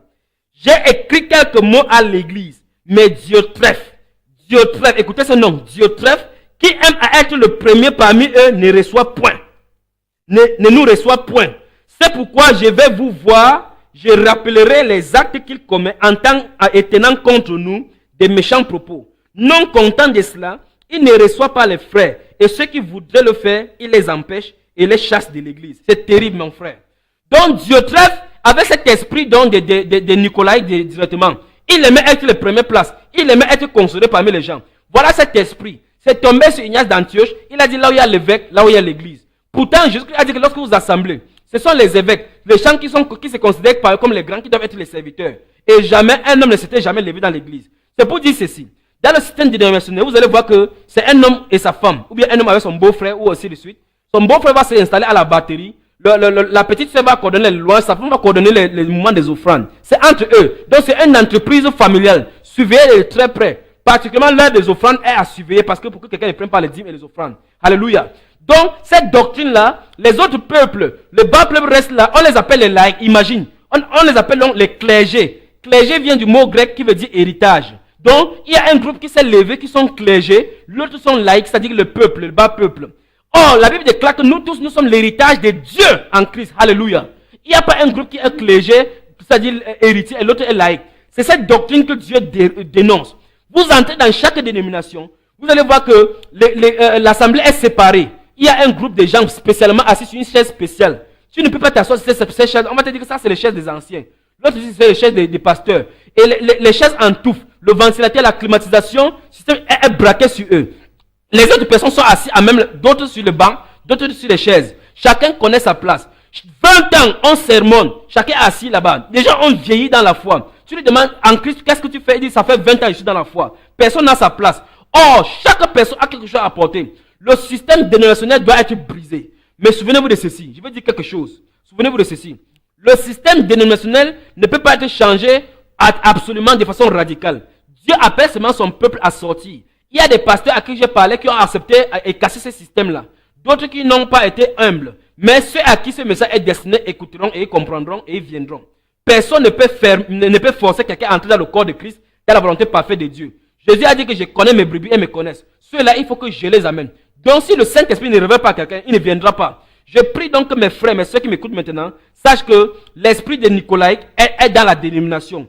L'esprit de Nicolaïque est dans la dénomination. Et quand il y a ça dans la dénomination, on va organiser les séminaires. Tout va être payant. Les services doivent être payants. Les prières, les visites, pour avoir le membre de Dieu, il faut être payant. Il faut passer par les standards. Toutes ces organisations-là, ça ne vient pas de Dieu, mes soeurs. Alléluia. Il faut que nous soyons humbles pour reconnaître que nous avons fauté quelque part. John Wycliffe est venu, il a traduit la Bible, les gens ont lu. Maintenant, ceux qui étaient dans l'Église catholique, qui avaient suivi l'institution, les traditions des hommes, sont sortis et on continue. Les puritains sont sortis. Ils ont continué en marchant d'après la parole de Dieu. Vous allez me dire qu'il y avait les gens de l'Église catholique, ils n'étaient pas dans la volonté de Dieu. Dieu sait son peuple. Le peuple de Dieu est scellé par génération. Ceux qui vont écouter la voix dans la dispensation vont entrer. Écoutez la voix de Dieu dans cette génération.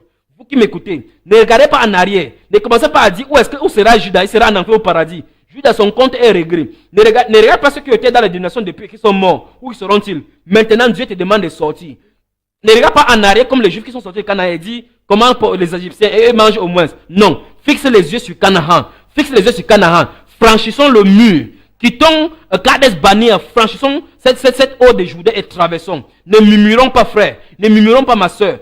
2 personnes seulement sont entrées sur 2 millions de personnes qui sont sorties. Qu'est-il arrivé? Parce qu'on a murmuré. On raisonnait en nous-mêmes. Ne crois-tu pas que nous ne pouvons pas faire? Nous ne pouvons pas faire si Dieu s'est trompé? Non. Dieu connaissait qu'à Canaan, il y avait les Anakiens. Mais il a dit que c'est pour vous. Dieu commande à son peuple de sortir du milieu d'eux. De sortir du milieu d'eux. À l'instant où quelqu'un identifie de quel million doit sortir, c'est clair dans la Bible que c'est les dénominations. Il a dit la grande Babylone, la mère des impudiques et des abominations de la terre, des impudiques, toutes les doctrines qui ont été installées à partir du concile de Nicée, concile de Constantinople et autres conciles qui ont eu lieu, est infesté dans toutes ces dénominations. Voilà pourquoi les gens vont accepter la parole de Dieu jusqu'à un certain niveau, ils vont rejeter. Pourquoi? Parce que ce sont les décisions consulaires. Si tu veux bâtir une œuvre d'après le Seigneur, il faut bâtir d'après la révélation de la parole de Dieu. Et en fait, si tu n'as pas été appelé par Dieu pour bâtir son œuvre, tu ne peux pas bâtir. Tu vas faire tout par imitation. Alléluia. Mais la volonté parfaite de Dieu, en cette époque, c'est qu'on sort des dénominations. Alléluia. Amen. C'est bien. C'est le signe vraiment que tu es dans la voie. Alléluia. La Bible déclare dans Amos, Amen. La Bible déclare dans Amos chapitre 3, le verset 3, que deux hommes peuvent-ils marcher ensemble sans en être accordés? Comment au monde quelqu'un qui prie avec les statuettes peut se réunir avec quelqu'un qui prie le Saint-Esprit? Je ne peux pas comprendre, ma soeur. Je veux que quelqu'un m'explique. Est-ce que c'est possible que quelqu'un qui prie la Vierge Marie se réunisse quelque part avec quelqu'un qui vit la sainteté? Est-ce que c'est possible que quelqu'un qui vive dans l'iniquité, dans l'impudicité, communie avec un saint dans la foi? C'est pas possible. La Bible déclare que vous êtes saint. Le temple de Dieu est saint, c'est ce que vous êtes. Donc la communion, c'est en esprit et en vérité. Voilà pourquoi je rends grâce à Dieu pour Éphésiens chapitre 4. Il a dit que, étant monté, il a fait les dons aux hommes. Il a fait les uns comme apôtres, les autres comme prophètes, comme évangélistes, comme docteurs et comme pasteurs, pour le perfectionnement des saints et de l'éducation de l'œuvre de Christ en vue de l'œuvre du ministère. Jusqu'à ce que nous soyons tous parvenus à l'unité de la foi. Le Saint-Esprit est en train de regrouper ces gens. Le Saint-Esprit est en train de travailler. L'unité de la foi dont parle la Bible est en train d'être atteinte. Ce n'est pas l'union. C'est ça où les gens tombent. Dieu n'a pas parlé de l'union, que non, il faut qu'on se réunisse avec telle dénomination, se réunir avec telle dénomination. Non. Ça, c'est l'œcuménisme. C'est ce que la Bible appelle l'image de la bête. Donc, toute personne qui fait partie d'une dénomination, vous allez vous réunir sur une image appelée, sur un conseil appelé Conseil mondial des églises. Faites votre recherche. Si votre dénomination se trouve d'ailleurs dans le conseil économique, sache que toi, tu es vendu au diable. Tu es vendu au diable, c'est le cas de le dire. Maintenant, si elle n'est pas encore, la loi va sortir sur la terre. Tous ceux qui ont les dénominations vont se rallier à l'église catholique. C'est ce qui est écrit parce que vous êtes ses filles. Elle est la grande Babylone. Amen. Exactement. Puisque c'est là. En fait, voilà pourquoi nous sommes là. Voilà pourquoi Dieu nous envoie pour parler afin que les gens sortent de là. Beaucoup de personnes ne savent pas que comme l'écuménisme a commencé sous Constantin, c'est ça qui a commencé. En 1966 et 1967, il y a eu le concile de Vatican II où on a profané cela. Les églises protestantes qui étaient sorties sous Martin Luther, j'imagine que si Martin Luther pouvait comprendre cela, il va encore revenir 4 fois boxer seulement les gens cette fois-ci avec les mains. Parce que là où il avait demandé aux gens de sortir, les gens sont encore rentrés. En fait, ils s'appellent les églises sœurs pour montrer qu'ils sont là par affinité. Dieu n'a pas parlé de l'union. Dieu a parlé de l'unité de l'esprit. L'apôtre Paul a dit dans 1 Corinthiens chapitre 5, n'étant pas à Corinthe, il dit vous et mon esprit étant assemblés ensemble, n'étant pas présents de corps. C'est l'unité de l'esprit. Le même esprit va révéler la même parole partout dans le monde entier. Et les chrétiens qui recevront la même parole vont être unis dans un seul corps. C'est comme ça que Dieu veut. Dieu ne parle pas de l'union, il parle de l'unité. Vous voyez, ce qui s'est passé, c'est que les religieux, ceux qui sont en Amérique doivent comprendre ce qu'ils sont en train de dire. Ceux qui sont en Amérique doivent comprendre ce qu'ils sont en train de dire. Tous les évangéliques religieux sont été liés à l'église catholique, sont allés faire allégeance avec Rome. Tous les évangéliques, les grands pasteurs qui sont à l'évangélique, les grands pasteurs qu'on connaît à la télévision, les télé-évangélistes, ont fait allégeance avec Rome. Maintenant, pour dire que nous sommes... Oui.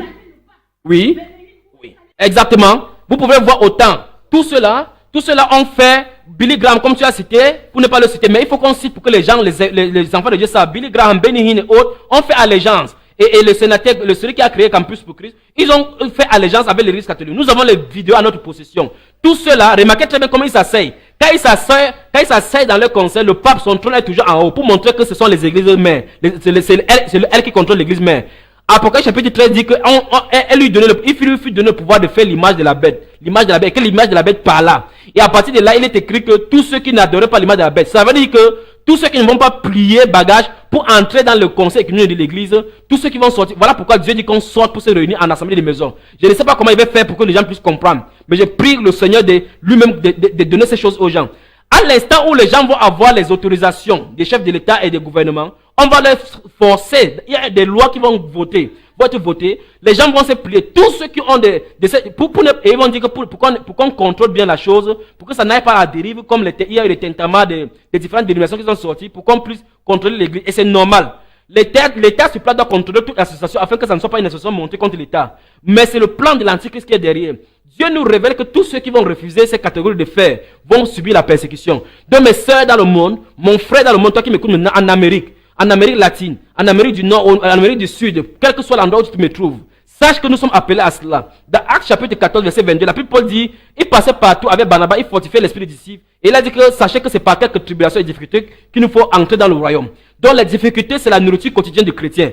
Jésus-Christ est le dispensateur de ces persécutions-là. Si quelqu'un croit être prophète ou apôtre, la Bible déclare qu'il reconnaît que ces commandements-là, c'est un écrit, un commandement de l'Éternel. Donc on ne peut pas faire autrement. La marque de la bête viendra à l'intérieur quand on va commencer à entrer dans ce système dénominationnel. Et maintenant, l'image, pendant que Christ, par son Saint-Esprit, est en train de verser l'unité de la foi. Imaginez, comprenez ceci, l'unité de la foi, c'est l'unité de la parole pure dans la parole de Dieu. Parce que la Bible déclare que la foi vient de ce qu'on entend. Et ce qu'on entend vient de la parole de Christ. Quand la parole de Christ va être donnée de façon unanime, de façon directe, de la même façon, en quelque lieu que ce soit, selon sa préscience, il va sceller son épouse et va les enlever en ces milieux. Et parallèlement, pendant que l'Esprit de Christ agit pour regrouper ses enfants, l'Esprit antéchrist réunit également ses fidèles à elle. C'est ça qu'on appelle Babylone la Grande, ce système babylonien qui a commencé sur Nimrod. Souvenez-vous, Nimrod veut dire rebelle. C'est Nimrod qui a commencé à être puissant sur la terre. Il a commencé dans la Genèse, dans le chapitre 11, pour construire un tour de Babel. Babel, la confusion. Là où on ne peut pas parler le même langage,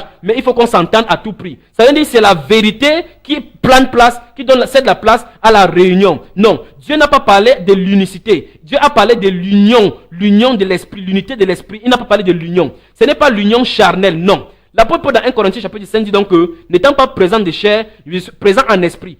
Vous et mon esprit étant assemblés par la puissance du nom de Jésus-Christ. Et vous voyez cela. Donc tous les chrétiens, je vous ai dit que l'église c'est le corps de Christ, c'est le corps glorieux du Seigneur Jésus-Christ. Donc tous ceux qui ont accepté Jésus-Christ depuis la première Pentecôte jusqu'à ce que Jésus-Christ vienne, ceux-là sont à partir. Donc ça veut dire que les gens qui sont morts depuis en Christ, ils font partie. Mais sur la terre, c'est l'église locale. Donc toute personne qui n'est pas de cette église locale-là, Dieu ne le connaît pas. Eux, ils vont entrer dans le système antéchrist. Mais ceux qui sont nés de Dieu, ceux qui sont nés de l'esprit du Dieu vivant, Dieu les appelle à sortir parce qu'il est en train de vouloir faire quelque chose. Il dit sortez du milieu de mon peuple.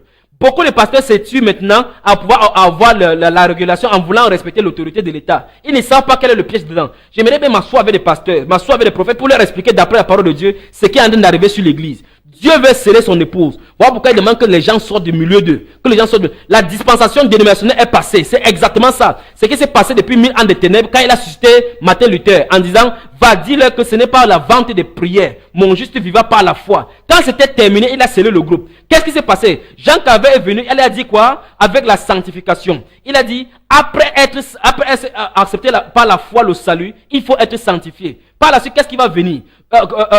John William Seymour va venir avec le baptême du Saint-Esprit. Par les pentecôtistes. On va voir quoi? Qu'il y a eu les trois qui ont été unis. Pourquoi? Parce qu'il y avait la justification par la foi, il y avait maintenant la sanctification, les dons du Saint-Esprit étaient restaurés. Et maintenant, on était maintenant en plein d'entrer dans la voie parfaite de Dieu. Parce que la parole sans l'esprit est l'être mort. Voilà pourquoi Dieu était à l'œuvre à ce que le maïs qui a été planté à la Pentecôte monte à maturité. Souvenez-vous dans Matthieu, dans les paraboles de Matthieu, quand il a parlé de ce monde-là, de ce champ dont la bonne semence a été semée et l'ivraie a été semée, il avait dit aux anges que n'allez pas faire de telle enceinte que, de peur que dans la confusion, vous ne découpez le vrai. Parce que le vrai et l'ivraie sont côte à côte. Et tellement, le faux biais est tellement proche du vrai que il faut un objet spécial pour pouvoir détecter le faux biais. C'est la même façon. Voilà pourquoi Christ est en train de sceller son épouse. L'antichrist est en train de sceller son épouse. Souvenez-vous, c'est l'image de la bête. Le faux prophète, la papauté, le Vatican va contrôler cela. Le conseil œcuménique de l'église. Donc, si toute personne qui m'écoute maintenant, c'est que son assemblée a fait à l'argent avec l'église catholique. Tapez dans votre région, dans votre pays, partout où vous vous retrouvez. Tapez la liste des membres du conseil œcuménique. Si vous voyez le nom de votre dénomination là-bas, sortez rapidement, mes chers amis. Si vous n'avez pas encore vu, écoutez-moi maintenant, peuple de Dieu qui m'écoute maintenant. La loi sera mondiale. Ça sera mondial. On va l'accepter de façon unanime. Comme le FMI, la Banque mondiale, prend les décisions et ça circule dans tous les pays. C'est la même façon que ça va se passer. C'est devant nous maintenant. La loi va sortir. Toute personne qui a des églises avec des noms, comme on dit là, des dénominations avec des décrets, doivent être dans chaque zone contrôlées par une paroisse. Et les cardinaux, les évêques seront au-dessus d'elle et ils vont rendre compte à l'église catholique. Que vous l'admettez ou non, vous voulez ou non, les gens vont sortir et ça sera trop tard. Alors on va voir quoi?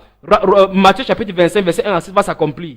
Les vierges sages ont pris l'huile, le Saint-Esprit. D'autres étaient purs, c'était des vierges, mais ils n'ont pas compris la volonté du Saint-Esprit. Ils n'ont pas été scellés. Alors par conséquent, ils n'ont pas répondu à l'appel. Quand on est entré, qu'est-ce qui s'est passé? beaucoup de personnes vont aller dans la grande tribulation. Ils vont dire, Seigneur, Seigneur, ouvre-nous. Ils vont entrer dans l'obscurité de dehors. Pourquoi l'obscurité? Parce que la lumière du monde est quittée. La lumière, la Bible, dans 2 Thessaloniciens chapitre 2, la Bible déclare que vous savez très bien ce qui retient afin que l'impie n'apparaisse qu'en son temps. Quand l'enlèvement va avoir lieu, l'impie va se manifester. Les chrétiens qui vont rester sur la terre vont reconnaître que tout ce qu'on leur prêchait était la vérité. Rentrons dans la simplicité de la parole. Rentrons dans la communion fraternelle. Et en plus de cela, Satan connaît mieux que nous le principe biblique de la répartition géographique et de la dispersion des sels. Le sel, quand vous versez dans la nourriture, si vous ne circulez pas le sel dans toute la nourriture, il y aura des zones qui aura des sels, il n'y aura pas. Jésus a dit, vous êtes le sel de la terre. Il faut qu'on soit dispersé. Dans votre quartier à Dublin, dispersez-vous dans les différentes maisons afin que les communions soient là. C'est anormal devant Dieu. C'est une faute devant Dieu que quelqu'un qui parcourt 50 km parce que la dénomination qui est à côté de lui n'a pas de même doctrine. C'est une faute. Voilà ce qui montre que la communion fraternelle est divisée par les dénominations. La dénomination et les écoles théologiques, la théologie, l'étude de Dieu a fait beaucoup plus de mal à l'œuvre de Dieu. Regardez très bien comment l'église, j'ai dit tout à l'heure là que le Saint-Esprit est mentionné, l'Esprit est mentionné 57 fois seulement dans l'Acte des Apôtres, pour montrer que c'est le Saint-Esprit qui conduisait l'église. Regardez comment l'aîné éthiopien rentre de Jérusalem pour adorer, le Saint-Esprit enlève Philippe pour l'envoyer là-bas pour aller le prêcher. Pour dire que si tu cherches Dieu de tout ton cœur, Dieu va se révéler à toi. Toute personne qui était sous un joug étranger, sous un joug religieux, au nom de Jésus-Christ, que vous en soyez libérés maintenant. Je prie le Saint-Esprit de toucher tous ces pasteurs qui écoutent maintenant, tous ces prophètes qui écoutent maintenant, qu'ils posent des questions et qu'on leur réponde, qu'ils écoutent la volonté parfaite de Dieu pour cette époque. Souvenez-vous de ce que j'ai parlé comme dispensation. Caïphe était souverain sacrificateur selon l'ordre de Moïse, selon l'ordre d'Aaron. Mais le grand souverain sacrificateur selon l'ordre de Melchisedec était là. Les deux souverains sacrificateurs étaient côte à côte. L'une des dispensations devait disparaître alors que l'autre devait faire place. C'est la zone tampon. C'est la zone tampon qui crée le truc comme ça. Beaucoup de personnes étaient dans l'expectative. Ils se posaient la question si Jean était le Christ. Parce qu'ils attendaient le Messie depuis. Le Messie était au milieu d'eux. Il leur a montré que voici la nuit de Dieu qui ôte le péché du monde. Ça n'a pas empêché qu'ils rentrent encore dans les rudiments du monde. Pourquoi la confusion? La période où les dispensations s'entrechauffent, se chevauchent, c'est là le problème. Si le Seigneur tarde à venir, les années qui viennent devant nous, on va voir clairement la distinction. Les persécutions qui ont lieu en Chine, au Népal, en Inde et au Pakistan sur les chrétiens, ça va se répandre exactement comme ça pour que les chrétiens reviennent en ordre. Et remarquez bien le réveil qui est en Corée du Sud, en Corée du Nord. Remarquez très bien, plus on se rassemble comme ça, plus on est dans l'unité de l'esprit, plus le Saint-Esprit se meurt, il y a des miracles, des prodiges, et le Saint-Esprit se dégage. Mais la division, les dénominations, c'est les divisions. Vous voyez une personne traverser une dénomination à côté de sa maison pour aller prendre le taxi, aller quelque part. C'est une abomination devant le Seigneur. Alors qu'est-ce qu'on va dire? On va dire, vous êtes des tels, nous sommes des tels. La Bible répond, qu'est-ce que Paul, qu'est-ce que Apollos? Des serviteurs par le moyen où vous avez cru. Vous voyez, on commence à croire que l'église c'est un lieu, alors que c'est le corps, notre corps qui est le temple du Saint-Esprit, et nous sommes membres les uns les autres. Vous voyez comment un chrétien quitte un lieu pour aller traversant des centaines de kilomètres pour aller adorer quelque part. C'est une abomination. Et Jésus dit, l'heure vient et l'heure est venue, où ce n'est ni à Jérusalem, ni dans tel lieu qu'on doit adorer, mais l'adoration de Dieu c'est en esprit et en vérité. Et Jésus a dit, sanctifie par sa parole. Ta parole est la vérité. Ta parole est la vérité. Et il a dit dans Jean chapitre 16, que quand le Saint-Esprit viendra, il vous conduira en toute la vérité. Le Saint-Esprit ne peut pas donner une révélation contraire à la parole de Dieu. La parole de Dieu est le dernier arbitre. C'est l'absolu. C'est le définitif. Alléluia. Amen. Y a-t-il encore des questions dans le monde entier? Alléluia. Alléluia. Amen. Ok. Donc, toutes ces choses-là, toutes ces doctrines, il faut qu'on, avec le temps, je ne sais pas quand le Seigneur permettra, on va aller à l'origine. Je vais recommencer une chose. Si vous lisez Actes des Apôtres chapitre 20, vous lisez à partir du verset 17, la Bible déclare que des mulets, l'apôtre Paul envoya chercher les anciens de l'église d'Éphèse. Et étant venu donc à lui, il leur a dit, parce qu'il voyait, il sentait déjà sa faim. Il dit que moi, j'ai passé au milieu de vous. Je n'ai pas craint de vous annoncer publiquement et dans les maisons les conseils de Dieu. Il dit, je vous ai annoncé tous les conseils de Dieu sans en rien cacher. Maintenant, il dit, voici, je m'en vais à Jérusalem, lieu maintenant. Je m'en vais à Jérusalem, sachant pas ce qui va arriver. Mais il a dit quoi? Il dit, vous, au milieu desquels j'ai prêché, je vous ai annoncé tout le conseil de Dieu. Ça veut dire que la responsabilité est entre leurs mains. Mais maintenant, il donne une prophétie. Il dit, je sais qu'après mon départ, il se lèvera du milieu de vous. Regardez très bien cela. Satan ne peut pas venir se présenter en tant que Satan, non. Satan ne peut pas, remarquez très bien Judas. Si Judas était à l'extérieur des disciples, on pouvait facilement le détecter. Il était dans l'adoration avec le Seigneur. Il était sournois. La Bible déclare qu'il n'avait pas au même ministère. Mais ce qu'il n'avait pas, il n'était pas prédestiné à cette tâche-là. Alléluia. Il ne pouvait pas être du groupe des élus. Amen. Donc, la Bible déclare que quoi? L'apôtre Paul dit par le Saint-Esprit, il dit, je sais, le grand prophète, voyant dans le futur, il dit, je sais qu'après mon départ, il se lèvera du milieu de vous. Alléluia. Des loups cruels du milieu de vous. Je veux que les gens comprennent cela. Du milieu des chrétiens. du milieu des chrétiens. Et Jésus avait prophétisé dans Matthieu 24, verset 24. Il dit, si on vous dit qu'il est ici, n'y allez pas. S'il est dans un tel lieu, n'y allez pas. Il dit, comme l'éclair pas de l'Occident et l'Orient, ainsi sera l'avènement du Fils de l'homme. Mais il a prophétisé en disant ceci. Il dit, plusieurs faux Christ viendront et plusieurs faux prophètes viendront. Écoutez très bien. Christ, ça veut dire un. Ça vient du grec qui veut dire un. Ça veut dire que plusieurs fausses personnes viendront avec des fausses onction. C'est ce que Christ a prévu. Et dans le livre de 2 Pierre, le prophète Pierre également va aussi dire, dans 2 Pierre chapitre 2, il dit qu'il y a eu parmi le peuple de faux prophètes. Il dit, il y a eu parmi le peuple de faux prophètes, de même il y aura parmi vous de faux docteurs. Et vous voyez le développement dans le livre de 2 Timothée, 1 Timothée.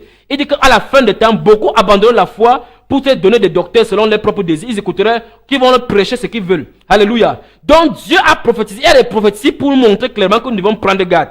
Qu'est-ce que l'apôtre Paul a dit? Il dit des faux docteurs vont venir après son départ. Remarquez très bien, je vais dire quelque chose. Toute personne qui bâtit ces dénominations, qui bâtit ces choses, prennent la source avec les enseignements des autres docteurs qui ont été avant. Ignace d'Antioche, Jean Chrysostome, Origène et autres, Clément d'Alexandrie, les docteurs sont terribles. Tertullien, Irénée et ainsi de suite, Martin, Saint Colomba et autres cela. Tous ces docteurs qui sont venus, remarquez très bien, même le docteur Luther, même Luther qui est sorti des dénominations, remarquez très bien qu'il a hérité le clergé. Il a hérité le clergé, hérité les habits du dimanche, hérité le baptême des enfants et ainsi de suite. Mais il est sorti avec le message. C'est pour vous montrer que, et lui-même a dit que toute réforme a besoin d'être réformée. Nous voici maintenant. Nous sommes au temps de la fin. Nous devons réformer tout ce que, nous devons prendre les vérités de tous les réformateurs que Dieu a envoyés. Et puis nettoyer tout ce qui doit être nettoyé. Et Dieu merci, nous avons la parole de Dieu. Nous savons très bien que la justification par la foi est scripturaire. Mais nous croyons clairement qu'on ne doit pas baptiser un enfant. Donc nous prenons cela à Luther et nous disons non, Luther, tu avais faux dessus. Pourquoi? Parce qu'il n'avait pas la lumière, il n'avait pas l'illumination de ce temps-là. Alléluia. Amen. Donc, la restauration des dons dans l'église, on va prendre la totalité de la vérité. On ne doit rien y ajouter. Je veux que quelqu'un me comprenne. On ne doit rien en retrancher. Si on veut dire n'importe quoi par révélation, il faut que ça soit scripturaire. Si ce n'est pas scripturaire, on met ça de côté. Donc, l'apôtre Paul dit que après son départ, il y aura plusieurs antéchrists, plusieurs adorateurs du diable. En fait, ce sont les faux docteurs qui vont sortir du milieu d'eux. Dans 1 Jean chapitre 2, verset 18 et verset 19, il dit, bien-aimés frères, vous avez appris qu'il y a un antéchrist qui vient dans le monde. Il dit, maintenant, plusieurs antéchrists sont venus dans le monde, sont maintenant dans le monde. Ça, c'est l'an 95. Et il dit qu'ils sont sortis du milieu de nous, verset 19, de 1 Jean chapitre 2. Il dit, ils sont sortis du milieu de nous. Ma sœur Claire, cette question que vous me posez chaque fois, que ceux qui adorent la dénomination, quel esprit manifeste là-bas? L'apôtre Paul a dit dans 2 Corinthiens chapitre 11, que et si on vous prêche un autre évangile, et si vous recevez un autre Jésus, un autre esprit, donc il y a un autre évangile, il y a un autre Jésus-Christ, il y a un autre esprit, mais qui peut sembler être du vrai comme le vrai. C'est ça le problème. Parce que Jésus a dit que le vrai ressemblait tellement au vrai qu'il fallait que pour qu'on coupe, il faut qu'on reste que ça mûrit. On laisse que ça mûrit pour qu'on voie le fruit. Parce qu'il a dit que c'est à leur fruit qu'on va reconnaître. Une personne ne peut pas après parler de Jésus-Christ et nier la parole de Dieu. Alors il y a l'esprit antéchrist sur lui. Quelque chose ne va pas chez lui. Il faut qu'on se mette des genoux par terre comme prie. Alléluia. Donc tous ces docteurs qui sont sortis, voilà, j'interprète comme ça les serviteurs de Dieu. Pour qu'on regarde de quelle fondation, sur quoi on a été fondé. Notre fondation doit être le roc, la parole. Donc on a bâti les dénominations d'après les modèles qu'on a trouvés. Et je vous ai montré que ça venait d'Alexandre Sévère par pensée. Et c'est Constantin qui a mis cela en exergue. C'est lui qui a mis cela pratiquement. Donc, remarquez que 300 ans avant, il n'y avait pas le temple. Les chrétiens n'avaient pas. Et beaucoup de gens disent que quand on est nombreux, qu'est-ce qu'on va faire? Le premier jour de la Pentecôte, ils étaient 3000. La deuxième fois qu'ils ont prêché 5000, ils étaient 8000. Est-ce qu'il y avait un endroit pour les contenir? Ils s'est dispersés dans la maison. Beaucoup de personnes disent qu'ils n'avaient pas de moyens. Or, la Bible déclare qu'il y avait des champs ils possédaient. D'autres avaient des champs, ils vendaient plutôt pour venir donner pour qu'on distribue. Il y avait parmi eux des trésoriers de la ville. Il y avait parmi eux des juifs qui étaient riches, mais personne n'en faisait le cas. Pour montrer que c'est la communion fraternelle que Dieu veut. C'est le modèle de Dieu, mes chers amis. C'est le modèle de Dieu. Le temple de Jérusalem typifiait le Seigneur Jésus-Christ. Alléluia. Oui. Ok. Oui. Bonne question, ma chère. C'est bonne question. Il commence à répondre à ses sœurs. Si elle est baptisée de la façon biblique, écoutez bien. J'espère. Si elle est en train de m'écouter, le baptême biblique, le baptême de la Bible, c'est le baptême au nom du Seigneur Jésus-Christ. Si tu n'es pas baptisé comme ça, si quelqu'un m'écoute maintenant et qu'il est baptisé au nom dans les titres Père, Fils, Saint-Esprit, d'après la Bible, il n'est pas encore baptisé. Donc il faut que la personne soit baptisée. Donc si cette sœur qui m'écoute maintenant a été baptisée au nom du Seigneur Jésus-Christ, je crois qu'à un moment donné, on va parler, si Dieu le permet, sur cette antenne. Mais parlons-y rapidement. Si elle est baptisée d'après au nom du Seigneur Jésus-Christ, d'après comme la formule le dit dans Actes des Apôtres et suivant, au nom du Seigneur Jésus-Christ, parce que c'est la révélation de la parole. Si elle n'est pas baptisée ainsi, alors il faut qu'elle soit baptisée. Remarquez très bien, si elle n'est pas baptisée ainsi, elle n'est pas encore baptisée, non, elle ne doit pas faire un rebaptême, parce qu'il y a un seul baptême. Si elle n'est pas encore baptisée, quand on l'est plongée n'importe combien de fois, elle n'est pas encore baptisée. Donc la première fois qu'elle va se baptiser au nom du Seigneur Jésus-Christ, alors elle sera baptisée le premier baptême. Souvenez-vous, dans Actes chapitre 19, quand l'apôtre Paul a trouvé ces braves hommes, ces 12 hommes là-bas, il a dit de quel baptême avez-vous été baptisé? Il dit du baptême des gens. Il dit je comprends votre problème. Il a dit la Bible déclare sur ceux, il fut baptisé au nom du Seigneur Jésus-Christ, et après l'apôtre Paul imposa la main sur eux, il reçut le don du Saint-Esprit. C'est clair. La Bible n'a pas dit il fut rebaptisé. La Bible a dit il fut baptisé. Dans Actes chapitre 19, là, le verset 1 à 5. La Bible déclare que sur ces paroles, il fut baptisé. La Bible n'a pas dit qu'ils sont rebaptisés. Il n'y a pas un rebaptême. Il y a un seul baptême. La Bible déclare à Ephésiens 4 qu'il y a un seul Dieu, une seule Bible, une seule foi, un seul Seigneur, un seul baptême. Donc c'est le seul baptême de la Bible. Si tu n'es pas baptisé selon la Bible, alors tu n'as pas encore été baptisé. Maintenant, si tu as été baptisé là-bas au nom du Seigneur Jésus-Christ, alors ton baptême est conforme. Amen. Amen. Maintenant, concernant les femmes qui sortent des dénominations, la Bible déclare dans 1 Corinthiens 14, permettons-nous de le lire. 1 Corinthiens 14. Alléluia. Je sais que les femmes qui sortent de dénomination, à la dénomination, on pousse les gens à bout. En fait, puisque quand on commence à désobéir à une chose, on va désobéir au reste. C'est clair. C'est le principe spirituel. Parce que plusieurs femmes enseignent dans les dénominations. Quand elles sortent maintenant, imagine les femmes pasteuses, pastrices, je ne sais pas d'où elles prennent ce titre-là. D'autres ont le col blanc. Que Dieu nous en préserve. Quand une femme sort comme ça, là, elle est déboussolée. Parce qu'elle a fait 15 ans dans le faux. Elle ne sait pas comment faire. Et maintenant, elle veut faire quelque chose pour le Seigneur. J'avertis toutes les femmes qui enseignent et qui sont sorties de dénomination. Restez d'abord tranquilles. Même si vous avez l'inspiration n'importe comment, restez tranquille. Restez tranquille, laissez le Saint-Esprit vous épurer, nettoyer ces bêtises en vous. Alléluia. 1 Corinthiens chapitre 14. Je vais lire à partir du verset 33. La Bible déclare, car Dieu n'est pas un Dieu de désordre, mais de paix. Comme dans toutes les églises des saints, écoutez bien, ce n'est pas à Corinthe seulement, comme dans toutes les églises des saints, que les femmes se taisent dans les assemblées, car il ne leur est pas permis d'y parler, mais qu'elles soient soumises, selon que le dit aussi la loi. Mais c'est vous parlez de quoi? Les gens dont vous parlez que l'Esprit de Dieu se manifeste dans les dénominations, qui laissent les femmes enseigner là, ils ne voient pas cela. Écoutez bien, le danger, je le dis une fois de plus, c'est que nous croyons servir Dieu, mais c'est à la fin qu'on va entendre ouvrir une iniquité. Je ne vous ai jamais un point connu. Imaginez dans Matthieu chapitre 17, Jésus a dit quoi? Il dit, plusieurs viendront enseigner la médecine. Oh Seigneur, Seigneur, n'avons-nous pas fait des miracles? Mais c'est terrifiant ça. N'avons-nous pas fait des miracles? N'avons-nous pas parlé en ton nom, prophétisé en ton nom? Vous pensez que ce sont des mondains qui le font? Non. Les mondains ne connaissent pas Jésus-Christ. Ce sont des religieux. Alléluia. Ils vont venir dire, Seigneur, je prêche en ton nom. Jésus va dire, je ne vous connais pas. Vous qui commettez l'iniquité. Prenons une femme qui se met à enseigner. Et la Bible dit ici clairement que les femmes se taisent dans toutes les assemblées des saints. Elle dit non, je prêche. Et l'autre va dire, quand elle prêche, je suis béni. Tu es béni par quoi? Parce que tu prends quelle nourriture? Ce n'est pas ça le problème. Dieu va demander à cette femme vers la fin, qui t'avait envoyé? Souvenez-vous, dans 1 Samuel chapitre 15, le verset 23, la Bible déclare que la désobéissance est aussi coupable que l'idolâtrie. Donc si tu désobéis à la voix de l'Éternel, quand c'est écrit dans la Bible, c'est la volonté parfaite et définitive de Dieu. On ne doit rien ajouter et Dieu ne peut pas faire au-delà de cela. Si Dieu voulait que les femmes prêchent, il devait le montrer dans la parole. Il devait le mettre dans la parole. Il a interdit les ministères de conduite et d'autorité aux féminins. Donc il n'y a pas de femmes apôtres, il n'y a pas de femmes prophétesses dans le Nouveau Testament, il n'y a pas de femmes évangélistes, ainsi de suite, et pasteurs. Il n'y a pas ça. Il n'y a pas de telles choses dans la Bible. Que Dieu nous en préserve. Il dit que les femmes se taisent. Oui. Voilà pourquoi. Oui. Alléluia. Absolument. C'est très bien. Si quelqu'un appelle pour vous poser des questions, pour que vous répondez, alors vous serez en train de prendre l'autorité sur l'homme. Gardez-vous de le faire, ma soeur. Dites à cette personne-là de contacter un frère. Vous avez des pasteurs, par exemple, que vous invitez à la radio. Donnez-leur leur numéro, comme ça ils appellent, ils posent des questions là-bas. Vous enseignez les femmes, parce que les femmes doivent enseigner les femmes. C'est ce qui est écrit dans la Bible.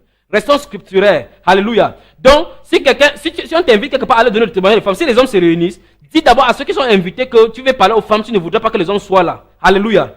Et par-dessus tout cela, présente cela au Seigneur. Donc je sais que, parce que Palme a commencé en 1800 comme ça, avec l'église méthodiste, avec ce qu'ils ont appelé l'ancienne sanctification. Elle a commencé une réunion de mardi, comme ça, ça a pris de l'ampleur de temps que les hommes ont commencé à assister. Et c'est là où est venue donc la réunion où les femmes ont commencé à enseigner. Parce que les hommes commençaient à se manifester. On a dit, le femme peut faire quelque chose. La femme véritablement peut faire quelque chose à la place que Dieu lui a donnée. Et le vrai ministère de la femme, c'est le ministère des silences. Alléluia. Le vrai ministère de la femme, c'est le ministère des silences. Donc la femme est remplie de silence, la femme plaît à l'Éternel. Amen. La Bible déclare dans 1 Pierre chapitre 3, cette apparence, cette intérieur, la parure intérieure est cachée, qui est d'un grand prix devant Dieu. Vous voyez, ce n'est pas parce que la femme s'exhibe à l'extérieur qu'elle est quelque chose pour Dieu. C'est d'abord l'apparence interne. Et quand tu es interne, tu vas comprendre la volonté de Dieu. La Bible déclare ici là qu'elle se taise dans toutes les assemblées. Maintenant, regardez bien.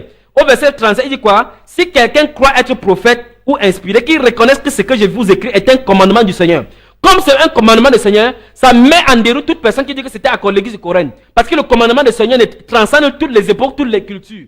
Quand c'est un commandement du Seigneur, ça regarde tout le monde. En fait, au chapitre 1, verset 1, il dit quoi? Il dit, Paul, apôtre de Jésus-Christ, par la volonté de Dieu, à l'église de Dieu qui est à Corinthe, à tous ceux qui, en quelque lieu que ce soit, invoquent le nom de notre Seigneur et le nôtre. Donc, la Bible déclare que le livre de Corinthiens est adressé à toutes les époques, tous ceux qui invoquent le nom du Seigneur Jésus-Christ. À moins que quelqu'un n'invoque pas le Seigneur Jésus-Christ. Il disait que si quelqu'un croit être prophète ou inspiré, qu'il reconnaisse que ce que je vous ai écrit est un commandement du Seigneur. Mais c'est quand même curieux que tu vois les prophètes aujourd'hui, ils disent qu'ils sont prophètes de Dieu, mais leurs femmes enseignent des hommes, jusqu'à prêcher que Alléluia. Regardez ici, verset suivant. Oui. Bon, ok. La parole restreint la manifestation des dons spirituels dans l'église pour les femmes dans la prophétie. Prenons le livre des Actes des Apôtres. Actes des Apôtres. Alléluia. Mais vous avez des bonnes questions. Vous les femmes là, vous êtes vraiment réveillées. Que Dieu soit béni. Que Dieu soit loué éternellement. Alléluia. Je prie qu'il touche les femmes comme ça, que les femmes, particulièrement les femmes qui font des assemblées et qui viennent pervertir l'œuvre de Dieu. Je prie que Dieu les touche afin qu'elles soient. Oh ma soeur, il y a des sœurs ici qui étaient dans des pays étrangers qui sont venus et Dieu les a brisées. Elles ont abandonné ces genres de choses là et elles ont abandonné tout maintenant aux hommes. Alléluia. Bon, Actes des Apôtres chapitre 21. Si nous lisons le verset 7 et 8, lisons là, regardons bien. Regardez, versets 7, 8 et 9. Il est écrit, achevant notre navigation, nous allâmes des Tyr à Ptolémaïs, où nous saluâmes les frères et passâmes un jour avec eux. Écoutez bien, nous partîmes le lendemain et nous arrivâmes à Césarée. Étant entrés dans la maison de Philippe, vous voyez, dans la maison de Philippe. L'évangéliste Philippe avait une église dans sa maison, qui se réunissait dans sa maison. Philippe n'a pas allé prêcher en Samarie et construire une dénomination là-bas, non. Il avait une assemblée dans sa maison. Vous pensez qu'il le guide comme ça, frère, ma soeur, mes soeurs? Il dit, la Bible déclare, étant entré dans la maison de Philippe l'évangéliste, qui était l'un des 7, nous logeâmes chez lui. Il avait 4 filles vierges qui prophétisaient. Vous voyez, l'assemblée qui se réunissait chez Philippe, les 4 filles vierges prophétisaient. Vous voyez très bien qu'on ne peut pas savoir s'ils prophétisaient tant qu'ils n'avaient pas prophétisé. Donc les dons spirituels doivent être manifestés dans l'église pour les sœurs et pas les sœurs. Mais la Bible déclare clairement que les sœurs doivent se taire parce qu'il y a des bêtises qui sortent de vos bouches là. Vous savez très bien comment il faut sanctifier vos bouches. Quand ce sont les dons spirituels, même si vous avez reçu le don de prophétie, prophétisez, mais chacun à son tour, comme la Bible le dit. Et tout doit se passer en ordre. Donc, ça veut dire que l'ordre nous est donné ici que si les sœurs doivent prophétiser, qu'elles peuvent prophétiser, mais pas parler. Parce que si elles veulent prophétiser, elles prophétisent. Amen. C'est la stricte parole de Dieu. On ne peut pas aller au-delà de cela. Oui. En fait, qu'est-ce qu'il faut faire? C'est ça, n'est-ce pas? Ok. Regardez bien ma soeur. Toute personne qui est baptisée du Saint-Esprit est assez mature pour prêcher la parole de Dieu. Toute personne qui est baptisée du Saint-Esprit est assez mature pour prêcher la parole de Dieu. Souvenez-vous de ceci. L'apôtre Paul, l'apôtre Pierre et Jean, lorsqu'ils ont été arrêtés au temple alors qu'ils enseignaient les gens, quand on les a présentés devant la foule au chapitre 4, la Bible déclare que nous ne pouvons pas prêcher de ce nom que nous avons vu et entendu. La Bible déclare que voyant leur assurance et reconnaissant qu'ils étaient du bas peuple, ils n'avaient pas reçu des instructions, ils étaient étonnés. Pourquoi? Parce que c'est le Saint-Esprit. La Bible déclare que lorsque vous serez debout, quand vous poserez des questions, ne méditez pas ce que vous allez dire parce que c'est l'Esprit de votre Père qui va parler en vous. Tant qu'il n'y a pas le Saint-Esprit, toute personne est disqualifiée. Même s'il est formé n'importe comment, même s'il peut réciter la Bible de la Genèse à l'Apocalypse, il est disqualifié devant Dieu pour prêcher. Donc si un frère est au milieu d'une assemblée qui vient d'entrer dans le corps du Seigneur et qui a baptisé le Saint-Esprit, il est prompt, il est digne d'être utilisé par le Seigneur pour prêcher. Donc il n'y a pas de chrétien immature. D'après la parole de Dieu, il n'y a pas de chrétiens immatures. Regardez bien, l'apôtre Paul qui persécutait l'église, si vous regardez, vous lisez sa conversion dans le chapitre 9, regardons, chapitre 9, pour que vous voyez cela. Chapitre 9 des Actes des Apôtres. Vous savez, quand il était sur la route de Damas, alors qu'il était sur la route de Damas, remarquez très bien, quand la lumière est frappée, regardez bien, verset 18 du chapitre 9, au même instant, il tomba de ses yeux comme des écailles et il recouvra la vue. Il s'éleva et fut baptisé. Regardez bien, même jour. Il s'éleva et fut baptisé. Et après qu'il eut pris de la nourriture, les forces lui revinrent. Saul resta quelques jours avec les disciples qui étaient à Damas. Et aussitôt, verset 20, il prêcha dans les synagogues que Jésus est le Fils de Dieu. Remarquez bien, la personne qui était sur la route de Damas, qui partait persécuter les gens qui prêchaient que Jésus est le Fils de Dieu, s'élève et prêche que Jésus est le Fils de Dieu. Pourquoi? Parce qu'Anan lui a imposé les mains. Il a reçu le Saint-Esprit. Il a été baptisé. Alors il était qualifié déjà pour baptiser. Vous voyez, si c'était à notre époque, on va dire qu'il y a les disciples à Damas. Et attends d'abord, on t'enseigne les doctrines pour que tu puisses enseigner. C'est pas comme ça, mes chers frères. C'est pas comme ça, ma soeur. Le Saint-Esprit sur quelqu'un le conduit dans toute la vérité. C'est ce que la Bible fait. Quand on veut apprendre de façon théologique, on va conduire les gens selon les hommes. Et c'est ça qui a conduit les gens à la dénomination. Parce que les gens ont donné les institutions où les gens devaient être formés. Quand ils sont allés se former, ils ont répliqué les mêmes choses que la parole de Dieu fait. Ma soeur, regardons le verset 31.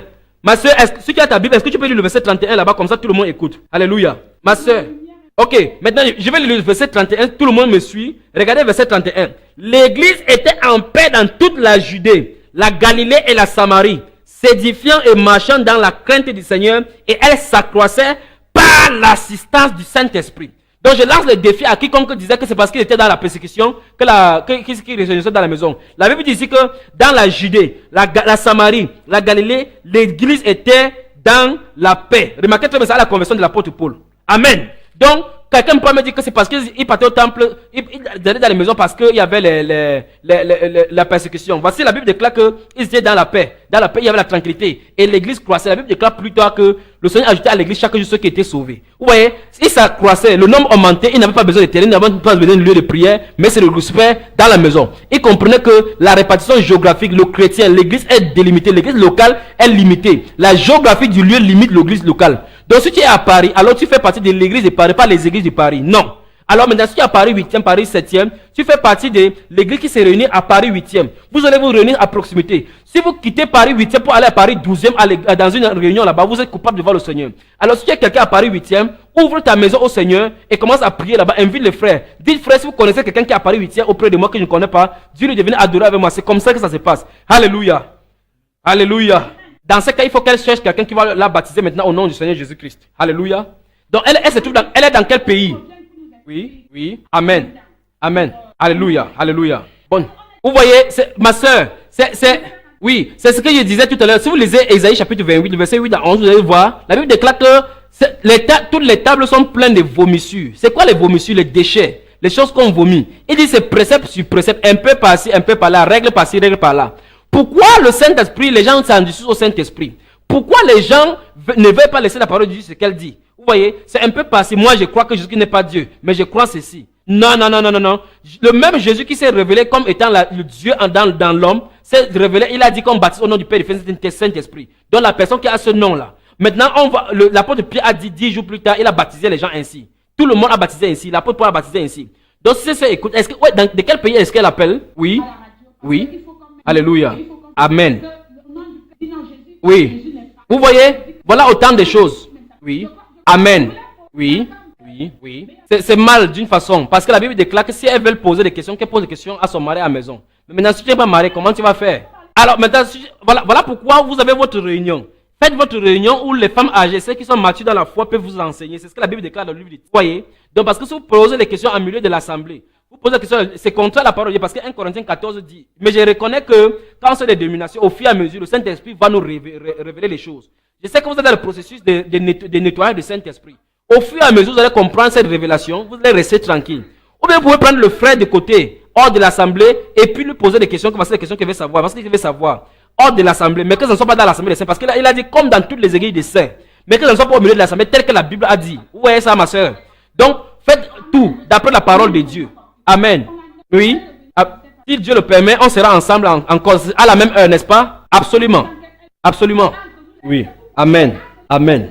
Absolument. Donc, dans votre réunion, partagez les différentes doctrines, les différentes choses. Et bien plus, la Bible déclare que le premier ministère, je répète encore, le premier ministère de la femme, c'est le ministère des silences. Parce que la femme ne s'est pas tenue dans le silence. Le Satan est entré avec voilà pourquoi la Bible déclare qu'elle doit aussi rester dans le silence, comme le dit aussi la loi. Pour montrer que la loi, là, c'est pas la loi des Corinthiens. C'était la loi de Dieu. Donc la loi de Dieu veut que la femme demeure dans le silence. Alléluia. Qu'elle ne prenne pas autorité sur les hommes. Et l'église de Dieu, c'est le lieu de manifestation de l'autorité. C'est le lieu où on devait voir l'ordre. C'est le lieu où on devait voir l'obéissance. En fait, c'est pas nous que les dominations dans les lieux célestes devaient connaître au travers de l'église. La sagesse infiniment varie. Dieu a tellement régularisé la chose dans la parole que même l'aveugle puisse voir. Vous voyez? Donc que les sœurs restent vraiment tranquilles. Entre vous, partagez. Libérez-vous, posez des questions qui vous nuisent. Alléluia. Et posez les questions ainsi. Mais lorsque vous êtes au milieu de l'assemblée, gardez votre question. Vous avez le Saint-Esprit en vous. Priez. Dieu va vous guider. Vous pouvez même rester tranquille. Vous dites dans votre cœur, Seigneur, qu'est-ce qu'il va faire avec ces questions? Le frère qui est en train de diriger, le Saint-Esprit lui révèle cela. Il répond sans que vous n'ayez posé. Restez seulement à la position de Dieu. Alléluia. Amen. Alors, les sœurs et les frères qui sont dans le monde entier, ils peuvent poser les questions. Est-ce que tu peux encore leur rappeler le numéro, ma sœur? Oui, le numéro, c'est le Oui. Amen. Amen. Amen. Donc, au sortir d'ici, je sais qu'on ne peut pas tout éplucher en un seul jour. À un moment donné, on va revenir sur ces antennes. On va comparer. En fait, il n'y a même pas comparaison à faire. En regardant, on va seulement parler des différentes doctrines, comment ça se réunissait. Et vous allez voir chaque fois qu'on va prendre l'exemple. on va comprendre que, à moins qu'on ne se réunisse dans les maisons, les doctrines de Dieu ne peuvent pas être respectées. La communion fraternelle n'est pas vraie. La communion fraternelle n'est pas pure. L'amour fraternel, afin qu'ils soient tous un, comme il est écrit dans le livre de Jean chapitre 17, afin qu'ils soient tous un comme nous sommes un Père. Alors, ça ne peut pas se passer. La communion fraternelle, l'unité de l'esprit. Remarquez comment la liberté, quand nous lisons Actes des apôtres, comment un apôtre quittait la ville de Césarée, arrivé à Thessalonique, il logeait chez les frères. Vous voyez, aujourd'hui, si tu quittes une dénomination, tu ne pars pas tu pars à un lieu. Si ce n'est pas les frères de même dénomination, tu ne pars pas. Alors un jour, Dieu te balance dans un coin où il n'y a pas de dénomination, alors tu es perdu. Vous voyez ça, mes chers frères? Vous voyez comment ça peut bloquer? Vous voyez comment ça peut bloquer les soeurs, la communion? Quelqu'un quitte, par exemple, tu travailles.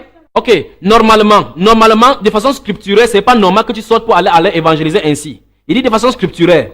La seule façon pour que tu sois comme ça, il faut que tu aies quelqu'un à côté de toi. Par exemple, si nous prenons le cas de Priscilla et Aquila, vous voyez, c'est le seul que l'église, la parole de Dieu nous présente. C'est-à-dire que tu dois être sous l'autorité d'un homme. C'est-à-dire que si tu vas aller évangéliser comme ça, il faut qu'un homme soit sous ton autorité, afin que tu ne vas pas au-delà de ton autorité.